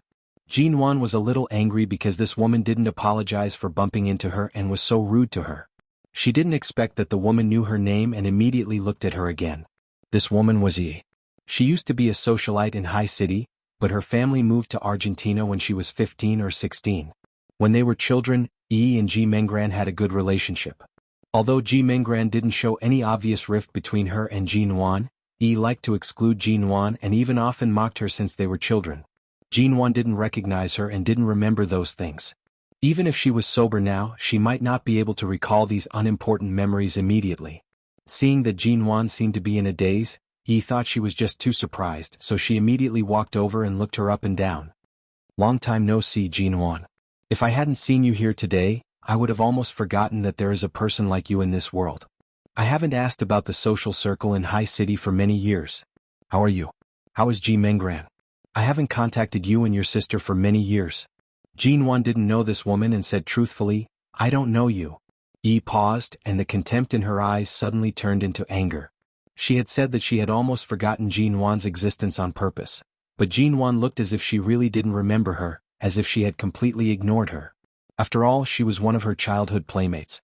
How could she forget her just like that? She did it on purpose, didn't she? He sneered.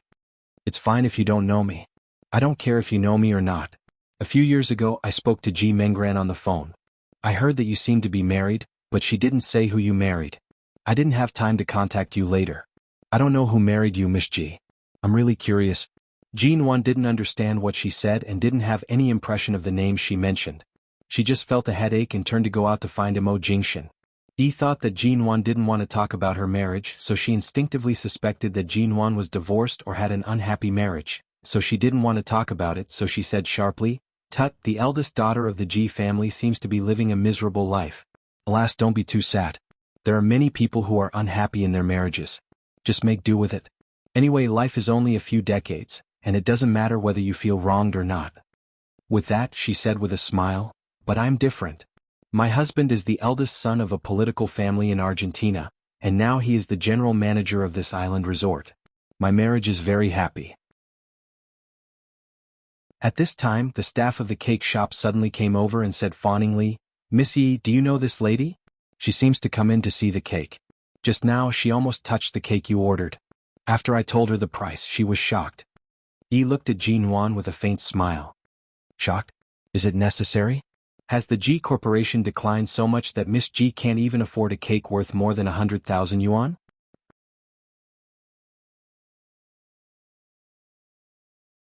Chapter 710. Don't say that. She has been good at pretending to be stupid since she was a child. No one can find fault with her, but in fact she is very cunning," Yi said as her eyes fell on Jean Wan's clothes again. "No matter how unhappy your marriage is, you still have to live, don't you?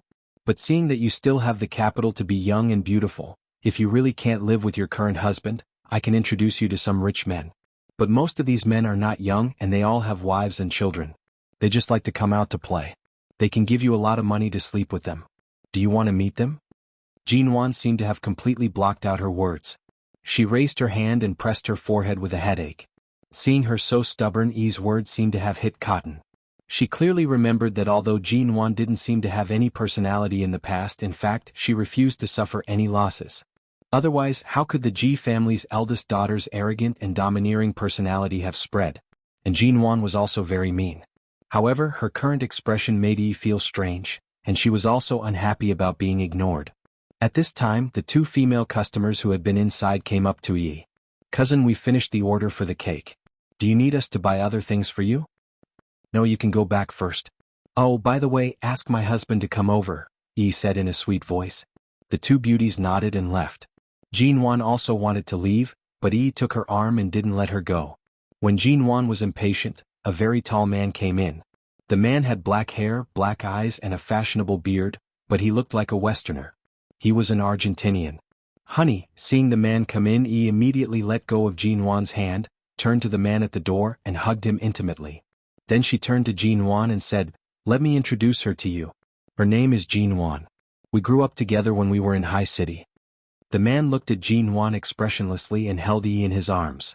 "Honey, I thought you wanted me to help you get the cake. What's the point of introducing a childhood friend like you? As for the cake, the staff here will be responsible for delivering it. Is the matter here settled? Shall we go back now?" "Great. Wait a minute, I have something to do," Yi said intimately as she turned around to speak to the staff. The staff nodded and immediately said to Jin Wan, who was having a headache, "Don't block the way. We're going to ship the cake out. Don't delay our business. If Miss Yi's cake can't be delivered on time, you'll have to compensate us for our lost time," Jin Wan said with a smile. Jin Wan felt that these people were very strange. Their words were all strange. Although she couldn't understand them, she felt strangely uncomfortable. She turned to look at the door. When she saw the figure outside, she felt a lot more at ease.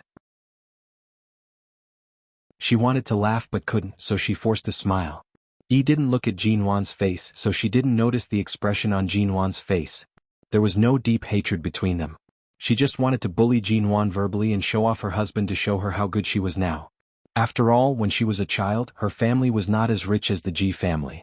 Although she had a good relationship with Ji Menggran, she was still inferior to them in front of the Ji family, which was a psychological shadow. She finally won a round on this island after so many years, and now she was really happy. "Honey, let's go." After showing off, Yi put her arm around the man's arm and the two of them turned around intimately to go out. However, at the moment they turned around, Yi's husband froze and looked at the man who had been standing outside the door for a long time. At first he didn't dare to recognize him, but after a few seconds his expression changed. "Mo?" Yi was startled when she heard the way he addressed her, but she quickly understood what was going on. Her husband was sent by Argentina to take charge of this island, but the real boss of this island was Mo, the big boss of Shine Group. The man who could make her husband call him in such a cautious and surprised way must be the legendary boss Missouri Mo Jingshan. Yi hurriedly put on a polite smile. "Hello, Mo." Mo Jingshan's face was expressionless. With his back to the people on the street, his body seemed to be condensed into a layer of cold, emotionless ice, and his frost-like eyes fell on them. Being stared at by his eyes, Yi's legs softened and she subconsciously looked at her husband. However, when her husband also didn't understand what was going on, Mo Jingshan's cold eyes passed them and looked at Jin Wan. "Which cake do you like?" Jin Wan pursed her lips and didn't speak. She knew she was sick and confused. She didn't want to cause trouble for Shinshin, so she just shook her head quietly and didn't say anything. However, when Mo Jingshan spoke to Jin Wan in a very patient tone, not only the staff in the cake shop, but also Yi and her husband were stunned. The air in the cake shop seemed to freeze in an instant. "Mo, you?" Yi's husband said tentatively and cautiously. Yi didn't understand what was going on. Mo Jingshan had completely ignored them and walked in. When he brushed past them, Yi couldn't help shivering because of his cold aura. She looked at her husband for help and asked in a low voice, "What's going on? Why is Mo here?" The point was, why did he seem to be familiar with Jin Wan? A woman's sixth sense gave her a very bad feeling. Could it be? Mo Jingshan walked up to Jin Wan, looked at her who seemed to be aggrieved but didn't want to say anything, raised his hand and stroked her head comfortingly. "I helped you line up to buy milk tea but then I couldn't see you. Which cake do you like?" Jin Wan raised her hand and pointed to the 9-layer blue cake behind her. "I just thought it looked good so I came in to take a look, but they said it was very expensive and I couldn't afford it." "Is that so?" Mo Jingshan didn't get angry but looked at the staff with a smile. His smile seemed to be cold. That.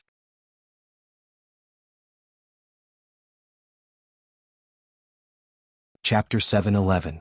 When Yi turned around and saw Mo Jingshan gently holding Jin Wan in his arms, her eyelids twitched hard and she had a feeling that she was about to die. The employees of the cake shop didn't understand what was going on. At this time, the manager of the cake shop came down from the production room on the second floor. The moment he saw Mo Jingshan, he was shocked.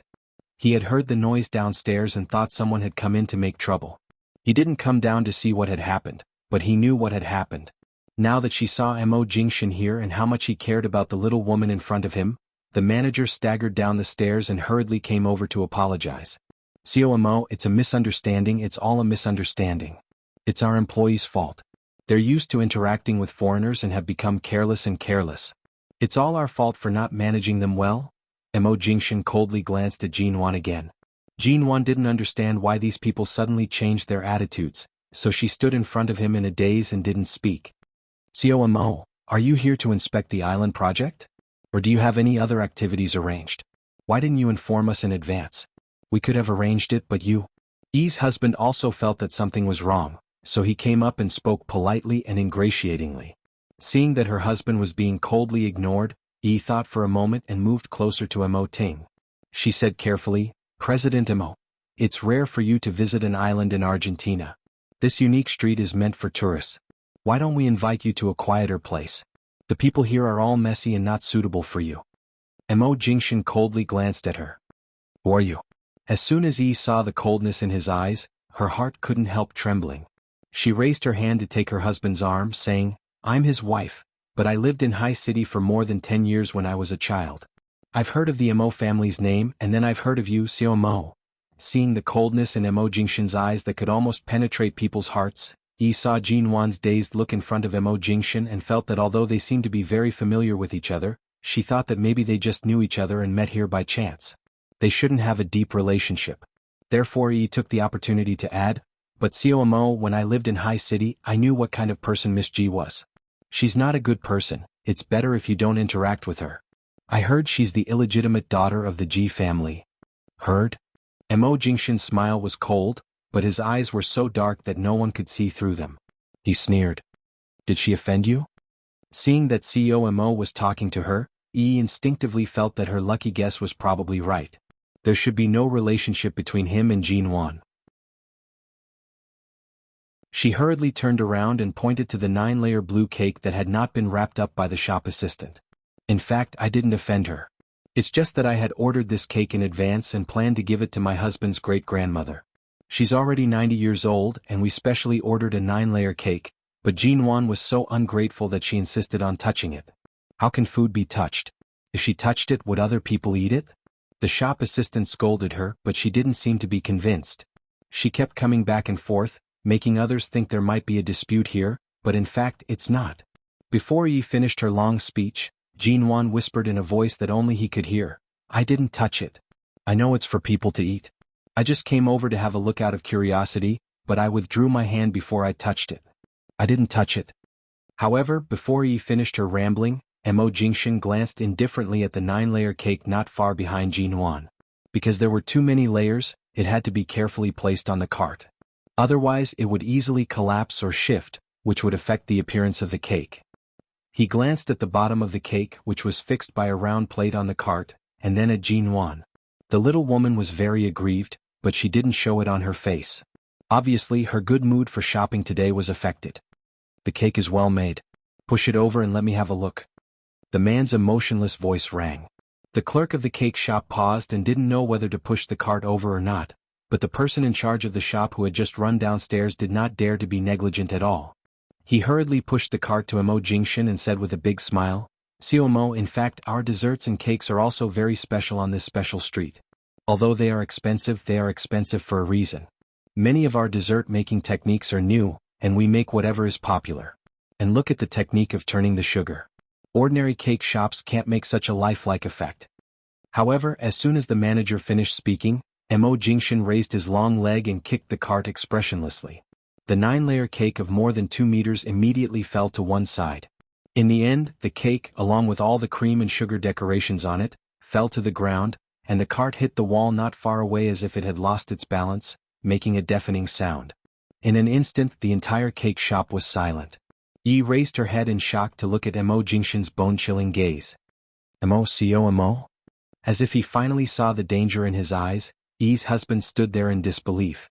Even though the 9-layer cake had fallen to the ground and the cream on the ground looked dirty, he didn't dare to say a word.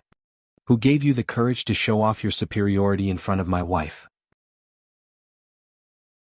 Mo Jingshan's voice sounded careless, but in fact, it was frighteningly cold. Yi's face trembled and so did her husband's. Yi stiffened as she looked at the coldness in Mo Jingshan's eyes. As if finally realizing something, she jerked her head to look at Jinwan, who was still standing there with an indifferent expression, and no one could tell what she was thinking. How could it be? Yi was so nervous that her palms were cold. Xiaomo, what did you say? Did I hear it wrong? What, your wife? She even began to stutter when she spoke, praying from the bottom of her heart that she had heard wrongly. You're tuning in to the Han Li's Wuxia Adventures YouTube channel. We're so grateful for your support, and don't forget to subscribe to join us on this incredible journey through captivating stories. Your generosity through donations truly makes a world of difference, as it's the primary source of revenue that allows me to expand and enhance this channel for you. Thank you from the bottom of my heart for being a part of this adventure.